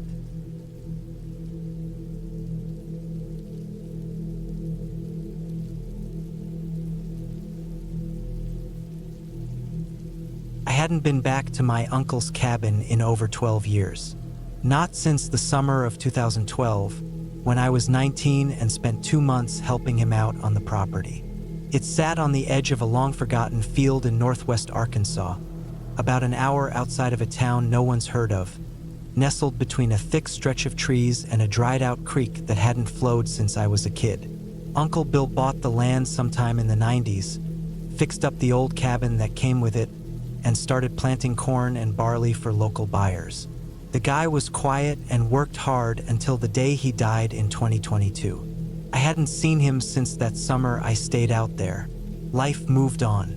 I went to school, got a job, moved to Kansas City. My mom kept me updated about him, but I didn't make the time to visit. After he passed, I inherited the property because he never married or had kids. My mom said it was just like Bill, to leave things like that with no warning or preparation. I didn't know how to feel about it. I hadn't thought about the place in years. I put off dealing with it for almost a year. I couldn't even remember what the cabin looked like. But in April of 2023, I took a week off work and drove down, thinking maybe I could sell the place or figure out what to do with it. I didn't expect much. I thought it'd just be a rundown shack and a couple old sheds full of rust and mold. What I didn't expect was how fast things would start to feel wrong out there. I pulled off the highway around 3 p.m. and started taking the back roads. The GPS dropped out 10 miles in, and all I had was an old printed map I'd marked with pen the night before. The road narrowed, then turned into gravel, then eventually just dirt. Trees started closing in tight on both sides. I recognized the curve in the road by the old fence line and knew I was close. It was all just how I remembered it. Quiet, dry, slightly sun-bleached. The cabin came into view just past the clearing. It looked smaller than I remembered, the old wood darkened by age and rain. The roof had patches of rusted tin over the original shingles, probably Uncle Bill's work. The porch sagged a little to the left, but it was still intact. One window was boarded over, but otherwise the place looked solid. I parked my truck beside the old pump shed and stepped out. The air smelled like cedar, dust, and that old smell of dry grass that always reminded me of childhood. I walked around the place first, checking the structures. The two sheds were still standing. One leaned heavily to the right, but the other looked like it could hold tools. I tried the padlock on the front. It was rusted through, and I popped it off with barely any effort. Inside, I found an old lawnmower, some canisters of diesel, a few shelves of hand tools, and what looked like a roll of barbed wire. All of it had a thick layer of dust and cobwebs. It didn't look like anyone had been inside in years. The main cabin had a key nailed under one of the porch steps. I smiled at that, typical Uncle Bill. Inside, it was darker than I expected. The windows were covered in grime, and the air was heavy with stillness. The living room was small, with a wood stove and an old couch covered by a sheet. The kitchen had a propane fridge, a hand pump sink, and cracked linoleum floors. Two bedrooms, one on each end, shared a thin hallway. My old room still had a cot in it and a shelf where I used to keep paperbacks. I found a worn-out copy of a Tom Clancy novel and laughed a little. This place really hadn't changed. I spent the rest of that first day cleaning and opening windows to air it out. I didn't have cell service, so I figured I'd just stay a few days, sort through Bill's things, and then head back. Maybe line up a local realtor. I had no reason to think anything strange would happen, but it started that first night. Around 2 a.m., I woke up to the sound of something tapping against the side of the cabin. Just 2 or 3 soft knocks, like a branch or maybe an animal brushing past. I froze under the blanket and listened. It happened again, closer to the back wall. 3 slow taps, not fast, not random, deliberate. I got up, pulled on a sweatshirt, and grabbed my flashlight. The moon was full and made the yard look like it was washed in silver. I walked around the back and scanned the siding. Nothing. No branches nearby, no wind, nothing touching the wall. I stood there for a minute, feeling the hairs on the back of my neck stand up. It wasn't fear exactly, more like I was suddenly aware that I was completely alone in the middle of nowhere. I went back inside and locked the door, even though I knew it wouldn't do much. The lock was barely stronger than a bathroom latch. Still, it gave me a sliver of comfort. I didn't sleep much after that. The next morning, I went into the woods behind the cabin. I wanted to clear a small path down to the old creek bed. The grass was overgrown and tangled with thick vines. About 20 yards in, I saw something that made me stop. It was a little pile of rocks, stacked in a careful cone. Not natural, maybe 6 or 7 stones, balanced neatly in the middle of a cleared patch of dirt. It looked fresh. No moss, no leaves, nothing to suggest it had been there long. I felt an odd chill but didn't think too much of it. I figured maybe Uncle Bill had done it. Maybe it marked something, an old fence post or a spot for trapping. I didn't remember it from before, but then again, I hadn't explored that deep as a teenager. I left it alone and turned back. Later that afternoon, I tried to start the lawnmower in the shed. It sputtered and coughed but wouldn't fire up. I checked the fuel empty.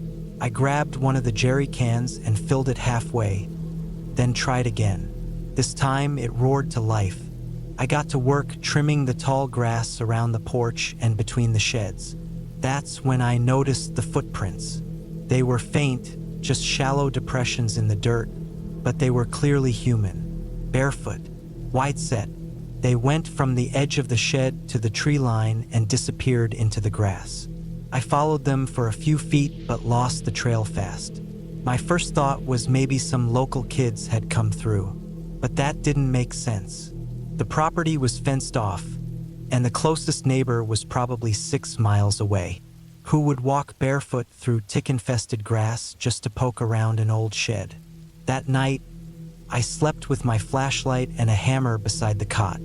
I kept waking up at every little creak and groan. Around 1:30 a.m., I heard the tapping again, this time from the back door. 3 knocks, then silence, then 2 more. I didn't go check. I just lay there, staring at the ceiling, gripping the hammer so tight my hand ached. By day 3, I was on edge. I walked the entire property, checking for tracks, broken fences, anything. I found nothing new, but that night I saw someone. It was just after midnight. I'd stepped out onto the porch to smoke and get some air. The moon was bright again. I scanned the tree line like I'd started doing every night, and that's when I saw a figure. It stood just past the edge of the trees, facing the cabin. Not moving, just watching. I froze. My heart pounded so hard I thought it might burst. The figure was tall, lean, and unmoving. I couldn't make out any features, but it looked like a man. Not a kid, not an animal, a man. I stepped back into the cabin, locked the door, and turned off all the lights. I didn't sleep at all. The next morning, I packed my things. I told myself I'd come back later, maybe with a friend, maybe with someone who knew the area. But I had to leave. It didn't feel safe anymore. When I went to start the truck, it wouldn't turn over. Dead. Not the battery. I tested that. No lights, no crank, nothing. I opened the hood. Everything looked fine. I checked the gas tank, full. I looked underneath and saw something that stopped me cold. The fuel line had been cut. Not chewed, not torn. Clean, with a blade. Someone had done it on purpose. Panic started to build in my chest. I was stranded. No cell service. No vehicle. And someone was out there watching the cabin at night. I spent the next hour gathering supplies. I packed a backpack with water, a flashlight, some snacks, and a knife I found in the kitchen. I figured I could hike out. I knew the road wasn't too far. If I followed the creek bed east, I'd eventually hit the county line. I left just before noon and started walking. The sun was hot and the brush was thick. After an hour, I noticed the woods felt different, quieter. The birds had stopped. Even the insects were gone. Just the sound of my own footsteps and the occasional snap of a twig. And then I saw another pile of rocks. Same shape, same arrangement, but this one had something resting on top. A strip of cloth, blue and white plaid, faded and torn. The same pattern as the shirt I'd seen hanging in the closet inside the cabin. That's when I started running. I didn't stop until I reached the road. It took nearly 3 hours, but I finally saw the faded wooden sign marking the county highway. I collapsed beside it, panting and soaked in sweat. A farmer in an old pickup passed by half an hour later and gave me a ride into town. I didn't say much, just told him my truck broke down at my uncle's place.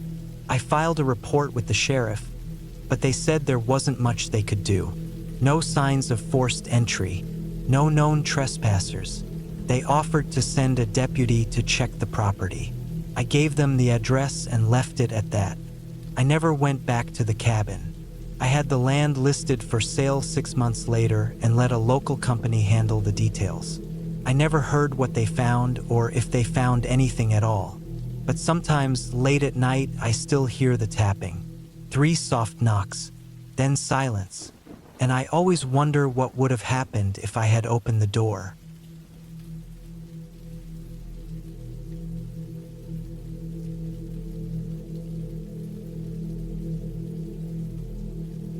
The year was 2014. I was 32 years old, living in the northern part of Maine, a place where the woods stretch on forever, and the sky seems bigger because there are no city lights to hide the stars.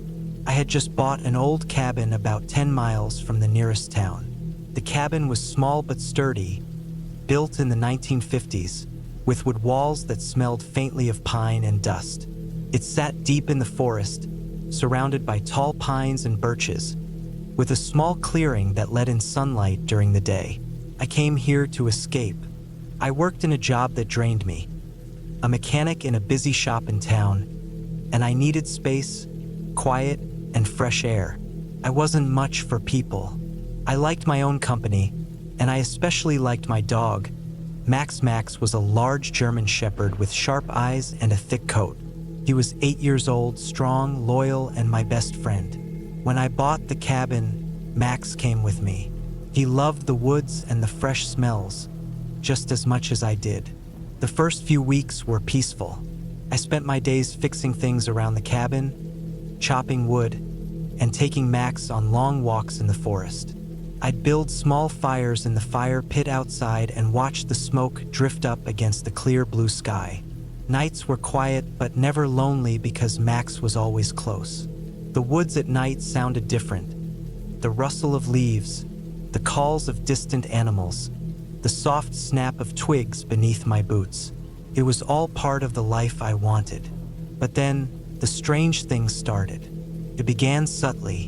One evening, I was sitting inside reading an old book, the cabin warm from the fire.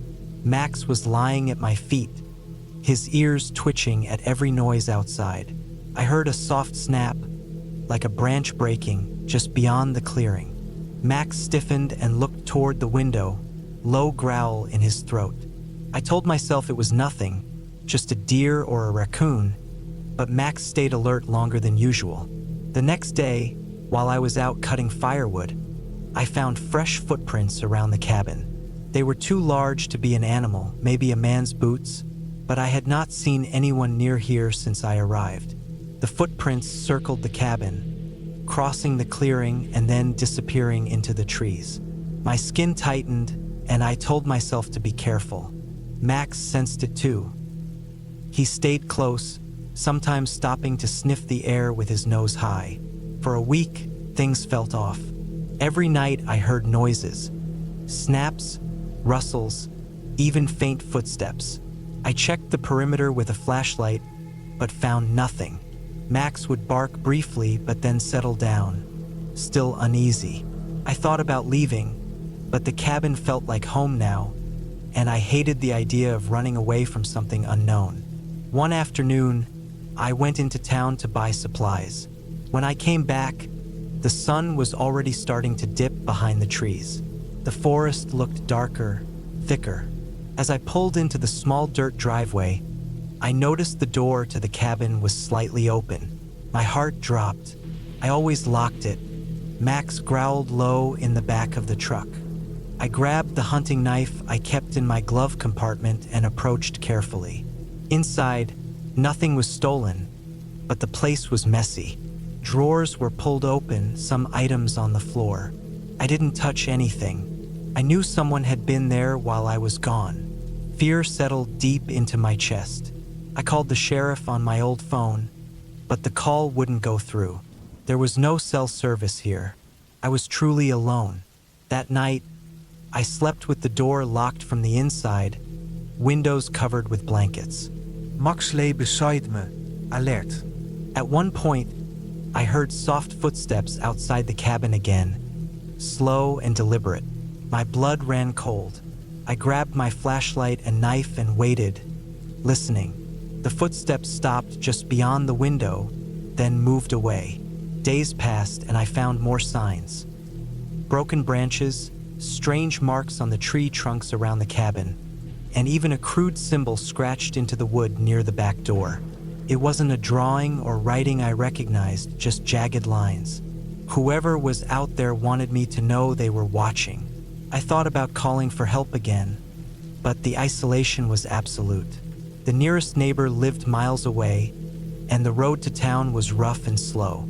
It would take hours to get anyone out here. Max and I stayed on edge.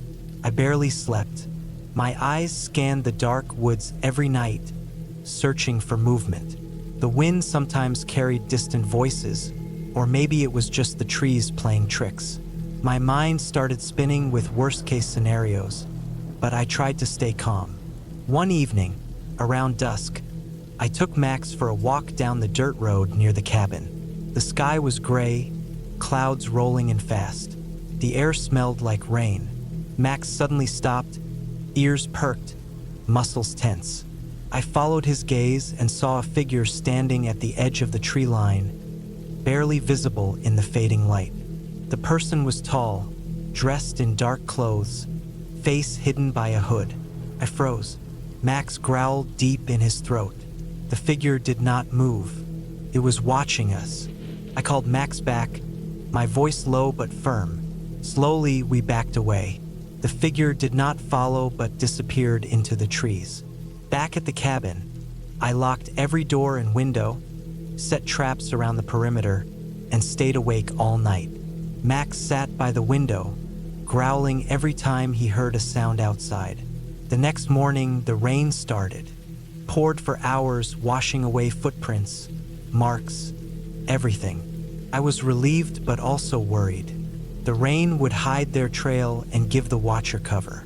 Then, something broke inside the cabin, loud and sharp, like a heavy object hitting the floor. I rushed out of bed, grabbed my knife, and looked around. Nothing was missing, but the kitchen window was cracked. A small stone lying on the counter. Someone had thrown it. I knew I couldn't stay much longer. The fear was growing too heavy, and Max was restless, refusing to settle. I decided to pack my things that day. I packed carefully, not letting my fear show. Max stayed close, sensing the urgency. I lit a small fire to burn some trash and make the place less inviting. Before leaving, I took a final walk around the clearing with Max, searching for any sign of the watcher. The forest was wet and dark, the air heavy with the smell of earth and pine. Then I saw it, a trail of footprints, fresh, leading into the woods. But these prints were different. They were larger, deeper, like the person was carrying something heavy. And they were heading toward the old logging road, the way out. I didn't follow. I climbed into my truck with Max.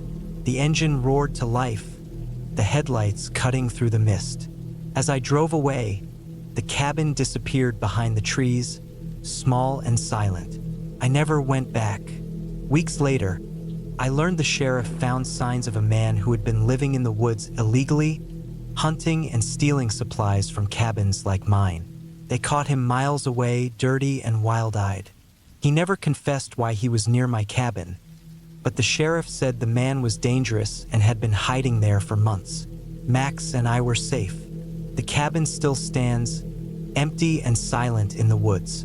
I keep the memories close, of quiet nights, of a loyal dog by my side, and of the silent fear that never became a scream.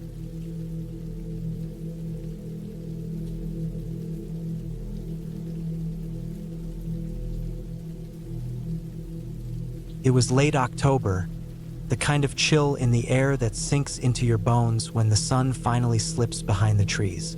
I was driving through a part of Vermont I hadn't been to in years.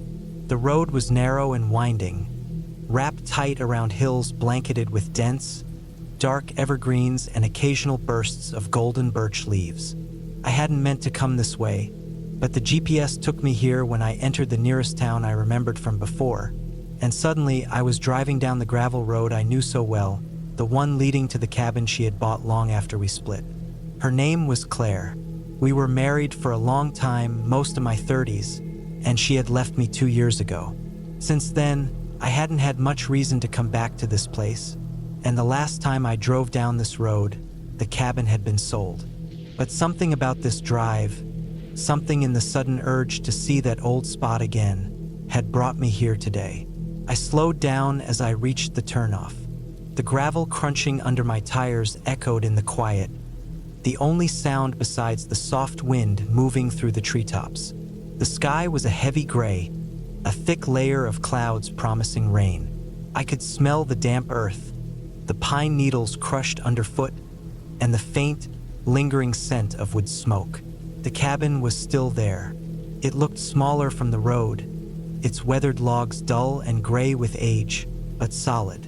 The metal roof had patches of rust, and the porch sagged slightly on one side. The windows were dark, some of the glass cracked, but it stood firm, just like I remembered. The clearing around it had grown wild, tall grass and brambles creeping close to the foundation. A few fallen leaves dotted the ground, the faded reds and yellows of late fall. For a moment, I just sat there, engine off, staring. The memories hit me all at once. The long weekends we spent here, the quiet mornings with coffee on that porch, the way Claire would stand near the edge of the woods, lost in thought. I remembered the arguments too, the silence that followed, the way things fell apart. I remembered the last time I was here, the weight of the final goodbyes hanging in the cold air. I stepped out of the car, my boots crunching on the gravel as I walked toward the cabin. The air smelled cleaner out here, but with that faint, unsettling note of something old, something forgotten. The porch creaked under my weight. I looked down at the wood, the deep grooves and splinters, the places where the paint had peeled away years ago. I reached out and touched the door frame, rough and cold, and then pulled the door open with a soft groan. Inside, the cabin was dark and still, shadows filling the corners. Dust motes floated in the shafts of light from the windows. The air was heavy with the smell of mildew, old wood, and something else, stale like years of closed space. The furniture was sparse and covered with white sheets, a few boxes stacked near the fireplace. I could see the outlines of a couch, a small wooden table, and the old cast-iron stove Claire had loved. I walked slowly through the rooms, my footsteps soft on the creaky floorboards. The walls were bare, except for a faded photo frame on the mantelpiece, covered in dust. I wiped it off carefully and saw a picture of the two of us, smiling on a summer day, carefree and young. It hurt in a way I wasn't ready for. The kitchen still had the same chipped sink, the rust stains around the faucet. I opened the cabinet doors and found empty shelves, except for a single glass jar with a few dried herbs. I wondered when anyone had been here last. The silence was thick, like the house was holding its breath. I stepped outside again, the sky now darker, the wind picking up, the forest pressed close, shadows stretching over the clearing like fingers. I could hear the distant call of a crow and the rustling of leaves. The sun was gone, replaced by an early evening gloom. I wandered down toward the small creek behind the cabin, the water clear and cold, running over smooth stones. The smell of damp earth and moss filled the air. The whole place seemed untouched by time, or maybe frozen in it. I thought about Claire, what she must have done out here alone, the weekends I missed, the silence that grew between us. As I turned to head back, I noticed something. Footprints in the mud near the water's edge. Not fresh, but not old either. I knelt to look closer, the imprints small but definite. Someone had been here recently. My heart picked up a little. It made me uneasy, but not because I was afraid, just surprised. This cabin was so far off the beaten path, and the road was rough. Who else would be out here? I walked back toward the cabin faster now, the wind making the trees sway and groan. The first drops of rain started to fall, light at first, then heavier. I hurried to the porch and stood under the small overhang, listening to the rain hitting the roof. The sound was soothing and harsh at the same time. That's when I noticed the tire tracks in the gravel. Not from my car, smaller, narrow tires, maybe from a dirt bike or a quad. They led away from the cabin toward the woods. Someone had come here, and they hadn't left yet. I didn't want to be here when whoever it was came back, but I couldn't bring myself to leave either. It was like the place was holding me, pulling me back into its quiet, heavy grip. I wanted to find answers. Who was coming here? Why? Was Claire still connected to this place somehow?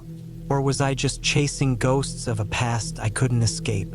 I decided to wait a while, watching the trees, the trail where the tire marks disappeared. The rain was steady now, and the temperature dropping. I wrapped my jacket tighter, feeling the cold seep through my clothes. Time passed slowly. I thought about everything, the life Claire and I had tried to build here, and the one that slipped away. I thought about my own life now, the choices I made, the regrets. The cabin was a symbol of all of it, a place where hope and despair had lived side by side. Eventually, the rain let up. The sky lightened slightly, but the forest stayed dark and brooding. I stood up, ready to leave. I took one last look at the cabin, the place that had once meant so much. As I walked back toward my car, I heard a noise behind me. A faint snapping of a twig, maybe a branch brushing against another. I froze and turned slowly. There was nothing there but shadows and trees. No figures, no people. I shook my head, telling myself it was just the forest, the wind, my mind playing tricks. The tracks and footprints were real, but maybe whoever was here was long gone. I got in the car and started the engine. The warmth inside was a relief from the damp cold. As I pulled back onto the gravel road, I looked back at the cabin one last time, barely visible now through the mist and rain. I drove away slowly, the weight of the place in my chest. It was a chapter closed, but not forgotten. The cabin wasn't haunted by ghosts or spirits, but by memories, by what once was and what could never be again. As I reached the main highway, the gray sky began to clear, and the first stars appeared. I knew I would never come back here for long, but the cabin, and the past it held, would always be a part of me.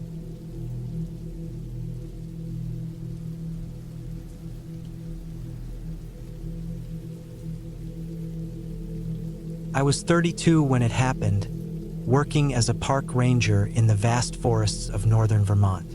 I'd been on the job for about 5 years, enough to know the woods like the back of my hand. The park I worked in was one of the oldest in the state, a massive stretch of dense pine forests, rocky cliffs, and winding trails that could swallow a person whole if they weren't careful. The park covered over 100,000 acres, and we had several ranger cabins scattered throughout to give us shelter on longer patrols. It was late September of 2018, the kind of chill that just starts to creep into your bones at night, but the days still held warmth. The leaves were beginning to turn, orange and red flashing through the dense green of pine and spruce. I was assigned to spend a week alone at one of the most remote cabins, Red Pine Cabin, deep in the heart of the forest. It was a place few visitors ever saw, tucked in a little valley surrounded by steep hills. The cabin itself was small but sturdy, made from thick logs that had weathered decades of wind, rain, and snow. It had a metal roof that clanged softly when the wind blew through the trees, and a single window facing east where the morning sun would shine golden through the branches. Inside was a wood stove, a small table with 2 chairs, shelves stocked with a few cans of food, a pot, some dry firewood, and a cot with a thin mattress. No electricity, no running water. Everything was simple, meant for survival and function. I arrived late in the afternoon after hiking for nearly 5 hours with my pack. The trail had been quiet except for the occasional snap of a twig or the rustle of squirrels moving through the underbrush. I remember the smell first. The sharp, clean scent of pine needles crushed underfoot mixed with the faint earthiness of moss and damp leaves. The air was crisp, and the sun slanting low through the trees painted everything in warm amber. The first thing I did was unload my gear and start a fire in the stove. The crackling flames threw flickering shadows on the rough wooden walls. I pulled off my boots, peeled off my jacket, and sat down on the cot, exhausted but content. It was peaceful here, untouched, quiet in a way that felt heavy but good. I had my radio and some supplies, and my job was to keep an eye on the trails and report any signs of trouble, whether it was poachers, injured hikers, or dangerous weather. The first 2 days passed without incident. I spent my time walking the nearby trails during the day, checking the old markers, clearing some fallen branches, and making sure the area was safe. The nights were cold, but the wood stove kept the cabin warm. I'd read a book by the fire, listened to the wind whistle through the trees, and watched the stars wheel overhead. But then things started to change. On the third day, I noticed something off while on patrol. The forest was too quiet. Not just quiet like it usually was at dawn, but an eerie silence that felt unnatural.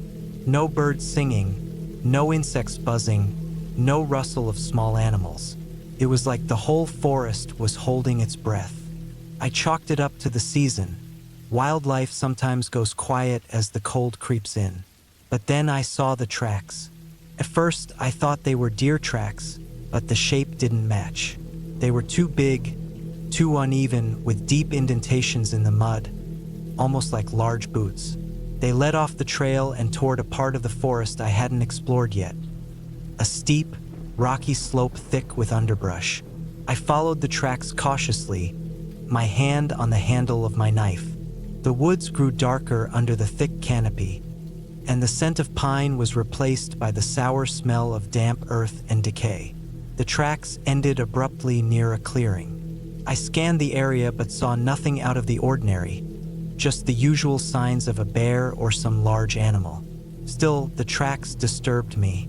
Whoever or whatever had made them was not someone I expected to find out here. The remote cabin was miles from the nearest road or trailhead, and unauthorized visitors were rare.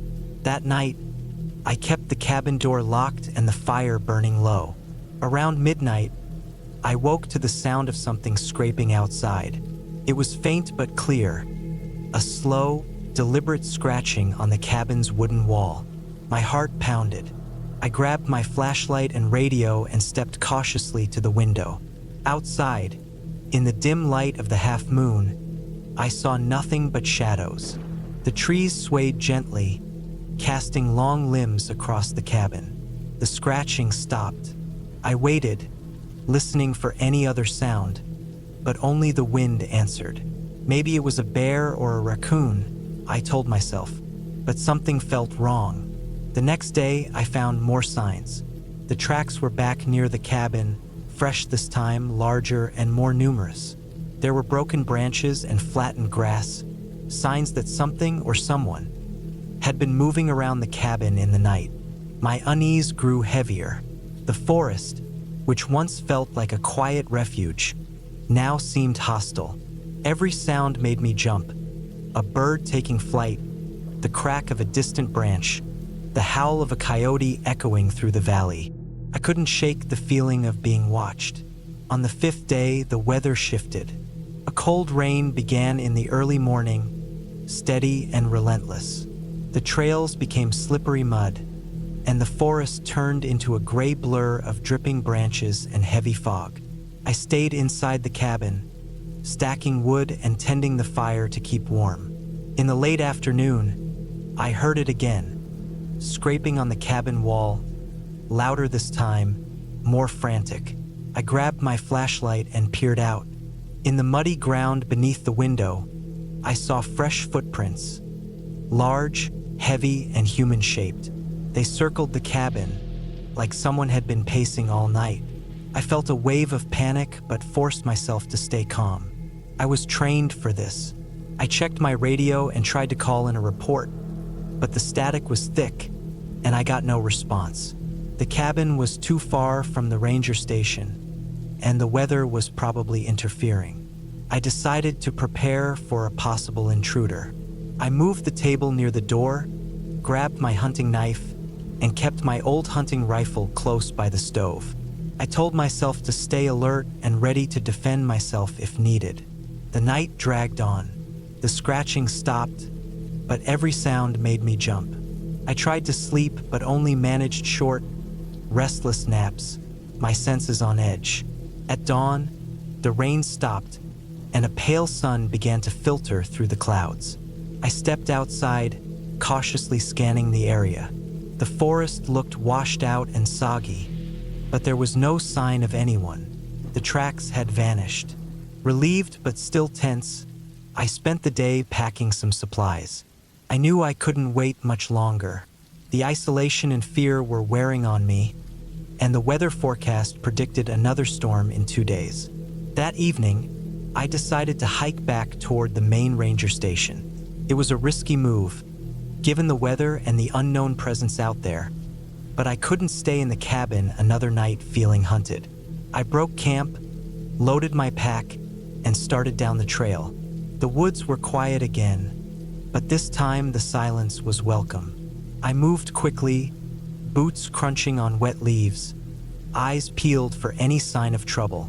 About halfway down the trail, near a narrow creek crossing, I stopped. Something in the air felt wrong. The bushes on the other side rustled slightly, and I caught a glimpse of movement. Something tall, thin, and covered in dark clothes slipping between the trees. I froze, heart hammering. Whoever it was, they were watching me. I gripped my rifle, prepared to raise it if needed, and moved slowly forward, never taking my eyes off the shadow. The figure disappeared quickly into the thick brush. I considered chasing but knew better. I was alone, in unfamiliar terrain, and chasing someone in these woods could be a fatal mistake. I decided to call it in immediately once I got back. Whoever had been watching me was probably a poacher or trespasser, maybe even someone dangerous. I finally reached the ranger station late in the afternoon, soaking wet and exhausted but safe. The team listened carefully as I described everything: tracks, noises, the figure in the woods. The rangers organized a search party the next day. They found signs of a camp nearby, makeshift fire pits, empty food cans, and discarded clothes, but no one was caught. They suspected an illegal hunter, someone living off the grid and willing to stalk or intimidate anyone who crossed their path. I never returned to Red Pine Cabin after that week. The experience left a mark.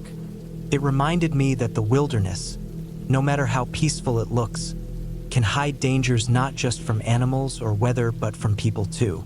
I still love the woods and my job as a park ranger, but I learned something important that week. Solitude in the wild is a fragile thing, and sometimes the scariest things are not monsters or ghosts, but the unknown people lurking just beyond the trees, watching silently in the dark.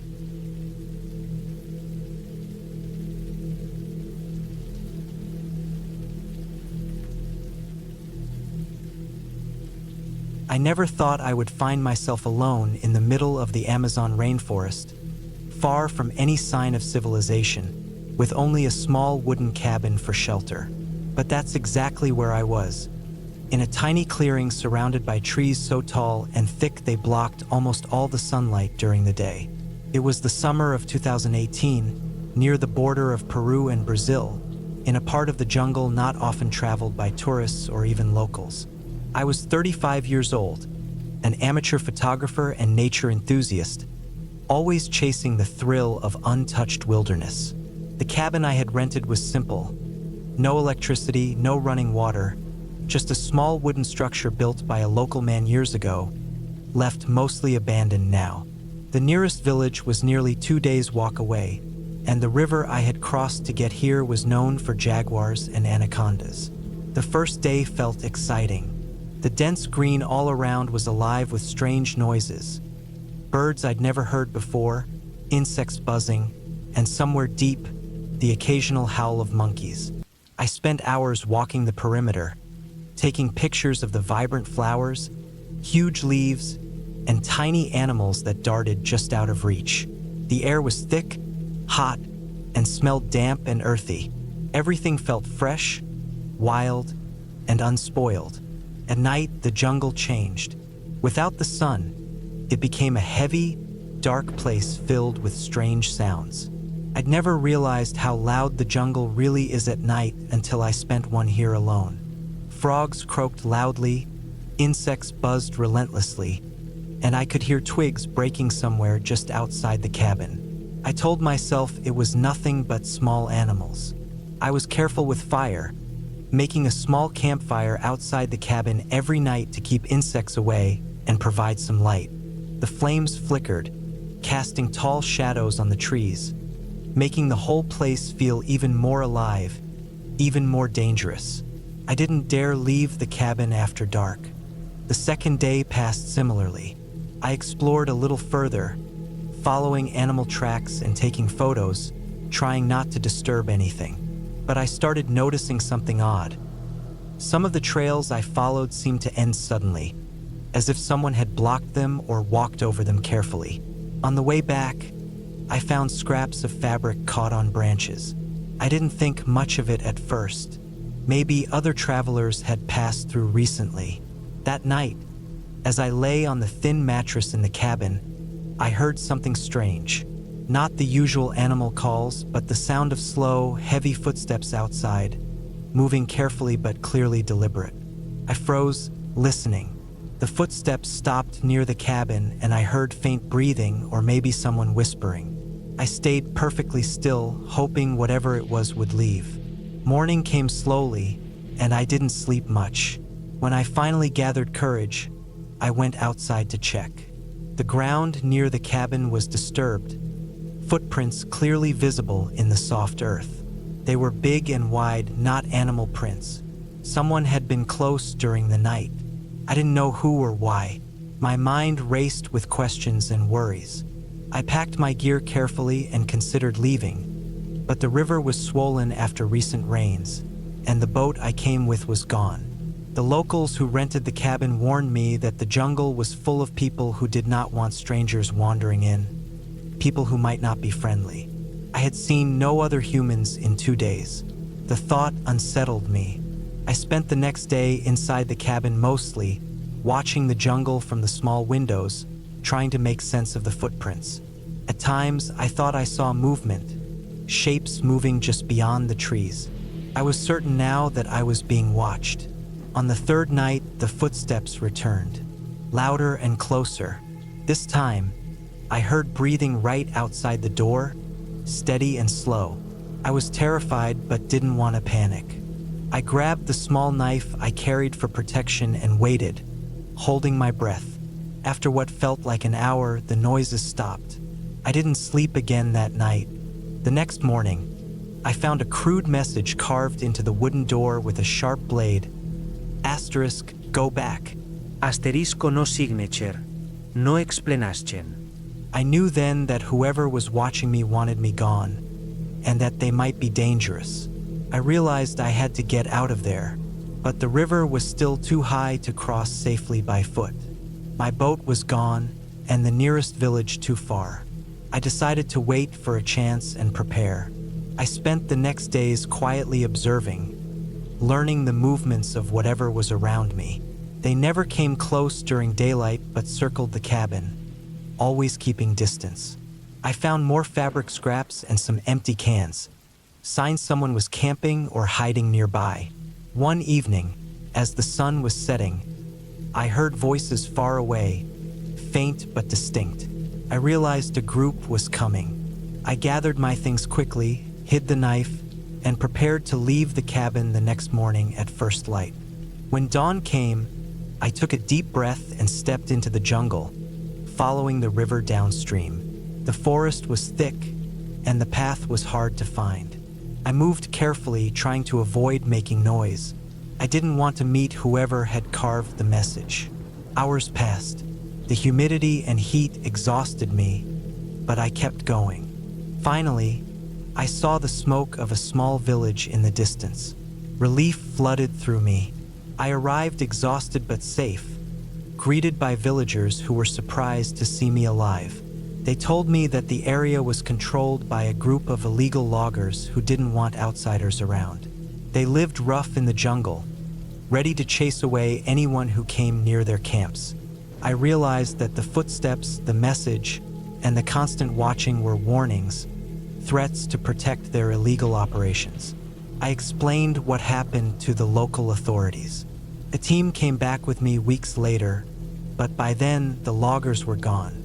The cabin was abandoned once again. I never went back to that part of the Amazon. The experience left me shaken but alive. That small cabin, deep in the jungle, was a reminder that not all danger comes from animals or nature. Sometimes the most dangerous creatures are the ones who live among the trees, hidden from the world, willing to do whatever it takes to protect what they control.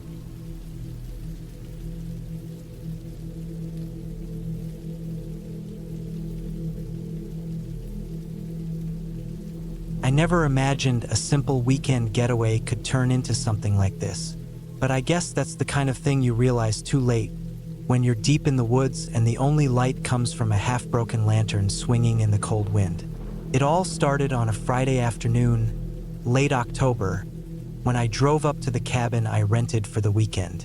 The place was far off the beaten path, hidden in a dense stand of pine trees near Baxter State Park in Maine. I was 35 then, tired of city noise and looking for a break from work. Just me, some books, and a camera to try and catch the early fall colors.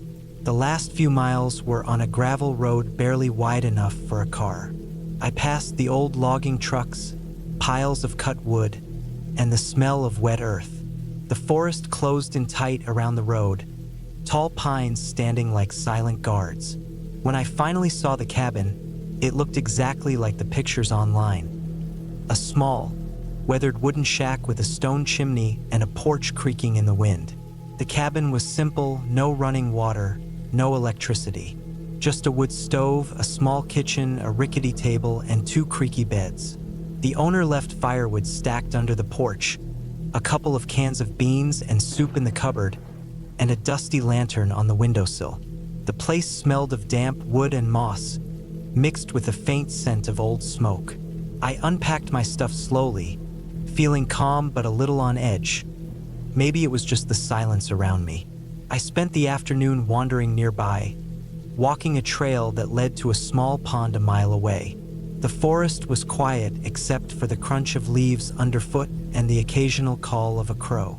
The trees were dressed in gold and rust, their branches scratching against each other like dry bones. The sky was a pale gray, the sun low and weak. I took some photos, watched a squirrel dart up a tree, and thought about how lucky I was to have this escape. When I got back, I started a fire in the stove. The cabin slowly warmed up, the wooden walls glowing orange in the flickering light. Outside, a wind had picked up, rattling the windows and whipping the branches. I made some soup and sat at the table, the only sound the popping of wood and my own breathing. For a moment, everything was peaceful. That night, I didn't sleep well. The forest noises seemed louder than I expected. Twigs snapping, branches swaying, and the distant howl of a coyote. Every shadow in the room looked like a person watching me. I kept telling myself it was just the woods and the wind, but I still felt uneasy. Around midnight, I was woken by a strange noise outside. A soft thud, then silence. I grabbed my flashlight and opened the door slowly, stepping onto the porch. The cold night air hit me like a wall. The moon was hidden behind clouds, and the trees around the cabin looked like dark giants. I scanned the forest edges but saw nothing. Whatever it was had stopped. I went back inside, locked the door, and tried to settle down again. But sleep didn't come. I kept hearing noises, footsteps crunching on leaves, a distant grunt, something dragging on the ground. It wasn't the usual forest sounds. Felt wrong. By morning, I was exhausted. The wind had calmed, and the sky was clearer, but I couldn't shake the feeling that something was out there. I decided to explore further, maybe just to get my mind off things. I took my camera and started walking along a different path, deeper into the woods. The trees grew taller, their trunks thick and covered with moss. The ground was softer here, carpeted with pine needles. The air smelled of earth and decay, but not the fresh kind, something older like rotting wood and damp leaves. After about an hour, I stumbled across a narrow trail leading to an old hunting cabin. It was smaller and more rundown than mine, half hidden behind a thicket of bushes. The door hung open, swinging slightly in the breeze. Curious, I stepped inside. The cabin was dark, the floor covered in dirt and leaves. Old hunting gear hung on the walls, rusted traps, a faded rifle, animal pelts torn and moth-eaten. The air was stale and smelled of dust and mold. Then I saw it.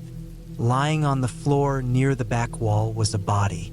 At first, I thought it was a mannequin or a pile of clothes, but the way the limbs were twisted, The color of the skin, the stillness, it was a dead person. The body was pale, stiff, and bloated in places. The clothes were torn and dirty, soaked in dried blood. The face was swollen and barely recognizable. My heart pounded so hard I thought it might burst. I took a step back, then another, trying to keep calm. The mind raced. Who was this? How long had they been here? Was this some kind of accident? Or something worse? I checked my phone.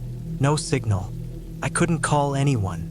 Panic started to rise, but I forced myself to think clearly. I knew I had to report this. The forest was remote, but there was a ranger station about 10 miles away. I turned around and walked fast, the woods feeling suddenly hostile, every shadow suspicious.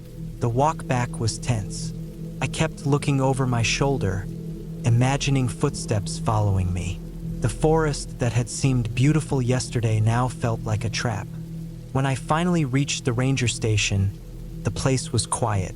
I knocked on the door until an older man answered. I told him what I saw, trying to stay steady. He listened, then nodded grimly. He called for backup and the local police. They came quickly, cutting through the forest with trucks and flashing lights. I led them back to the hunting cabin. The officers took pictures, cordoned off the area, and started their investigation. Over the next few hours, I learned the dead man was a local hunter reported missing weeks ago. The cause of death wasn't clear at first. The police suspected a fall or animal attack, but some signs didn't add up. The torn clothes and blood suggested a fight. A few broken branches and disturbed undergrowth nearby hinted someone might have been dragged. The police said they'd investigate further and thanked me for reporting the body. As I packed my bags later that day, I looked back at the forest. The peaceful escape I wanted was gone. The woods held secrets I didn't understand. I felt a chill thinking about the man who died alone, somewhere in those trees. I left the cabin with a heavy heart, the quiet pine forest behind me suddenly feeling much darker than before.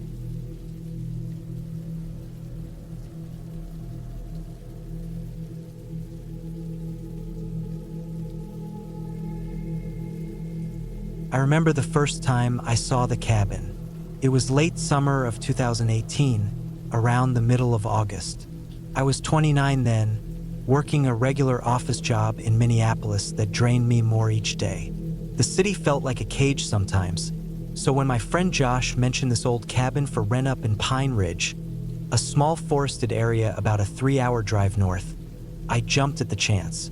Pine Ridge was known for its thick pine forests, rough terrain, and long stretches of road where cell service vanished like a mirage, perfect for disconnecting. The cabin itself sat near a small, rocky stream that fed into a bigger river a mile or so downstream. It was isolated, surrounded by dense trees that rose tall and close, the kind that block out almost all sunlight on the forest floor. The owner, a man named Carl, was an old woodsman who hadn't lived there for years. He'd left the place to sit empty, and when Josh called him, Carl agreed to rent it for a week at a cheap price. The cabin was rustic, made of old logs with a stone chimney, a creaky porch, and a tin roof that rattled when the wind picked up. I was excited but a little uneasy as I drove there. The road to Pine Ridge twisted through hills and valleys, with few signs of life besides the occasional deer or a worn-out farmstead. The last few miles were dirt and gravel, and my phone's screen flashed no service about halfway through. I turned the radio off and rolled down the windows to listen to the wind and the occasional bird call.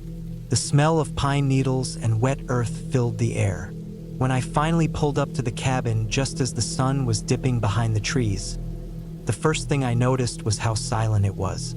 Not a car, not a person, just the gentle sound of the stream nearby and the wind moving through the branches.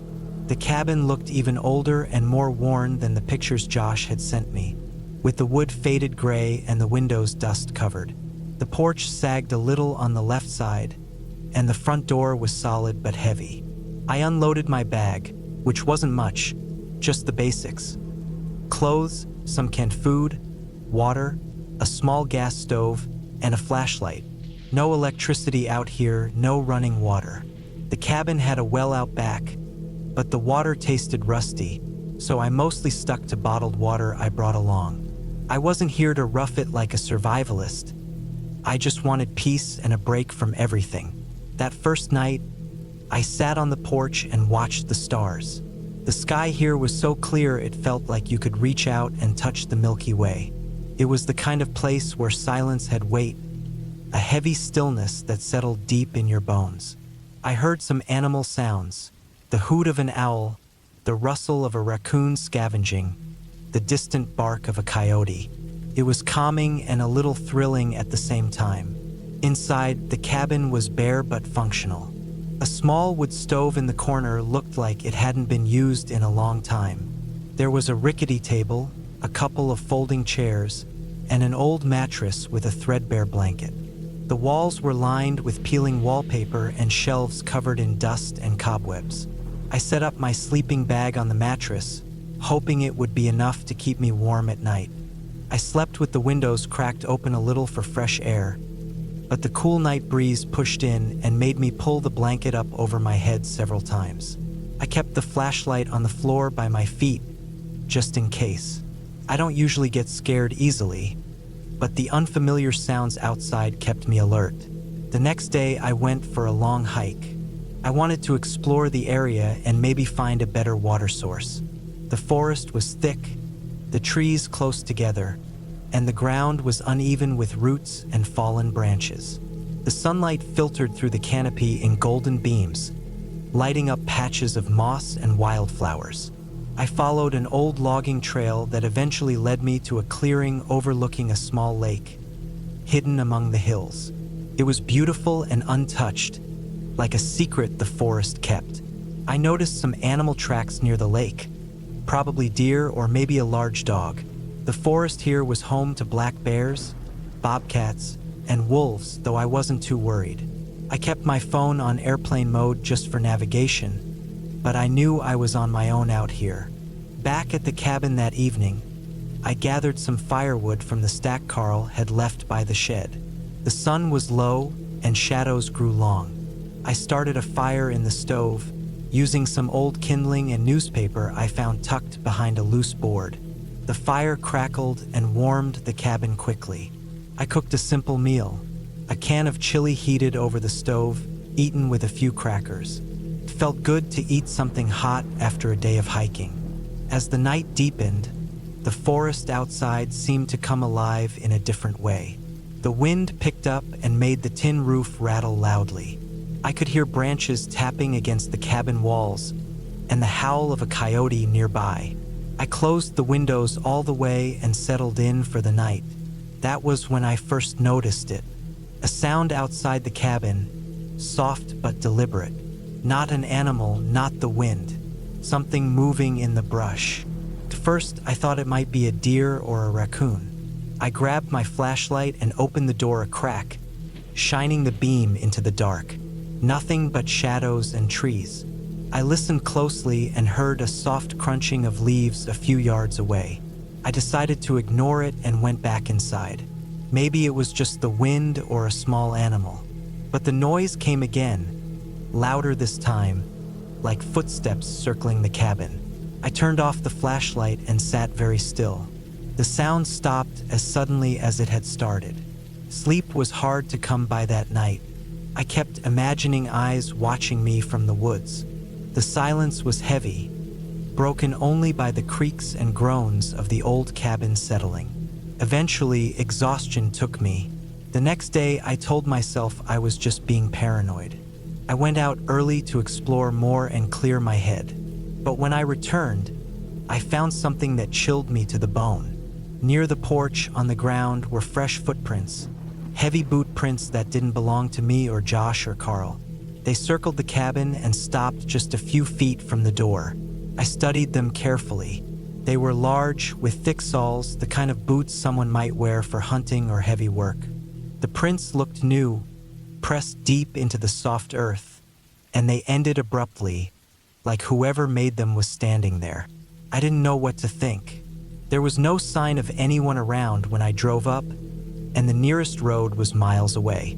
I called Carl on my phone, finally getting some service when I stood on the porch and held the phone just right. He was calm on the other end and told me the area could be dangerous, especially this time of year. People sometimes come through hunting or camping, he said. Just keep your doors locked and don't wander off alone after dark. I nodded, even though he couldn't see me. The thought of someone else out here unsettled me.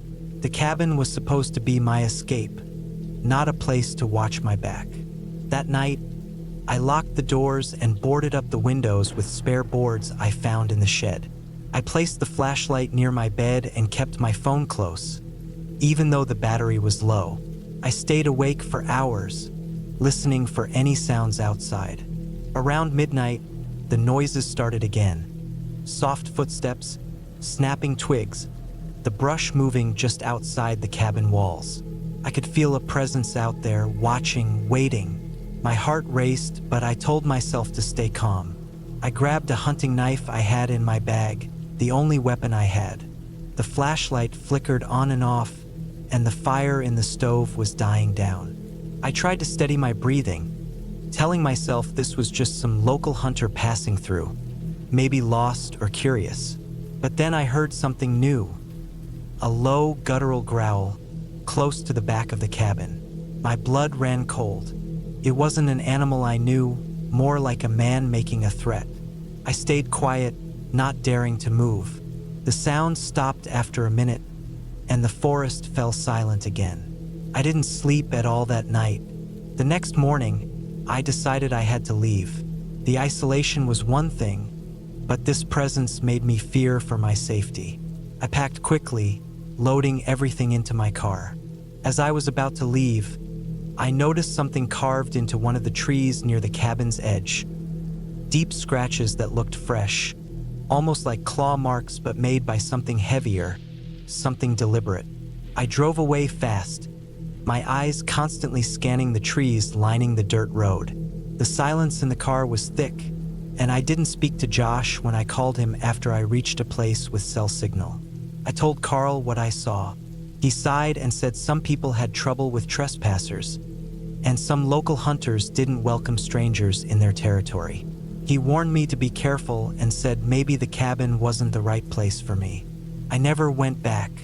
Looking back, I think what scared me most wasn't some supernatural thing or ghost story.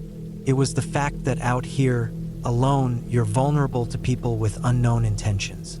The forest hides a lot, not just wildlife but humans too, and sometimes they are far more dangerous. The cabin was never haunted, but it was definitely not safe for me. It was a reminder that isolation can be a double-edged sword. The peace I sought was real, but so was the threat lurking just out of sight, in the shadows of Pine Ridge.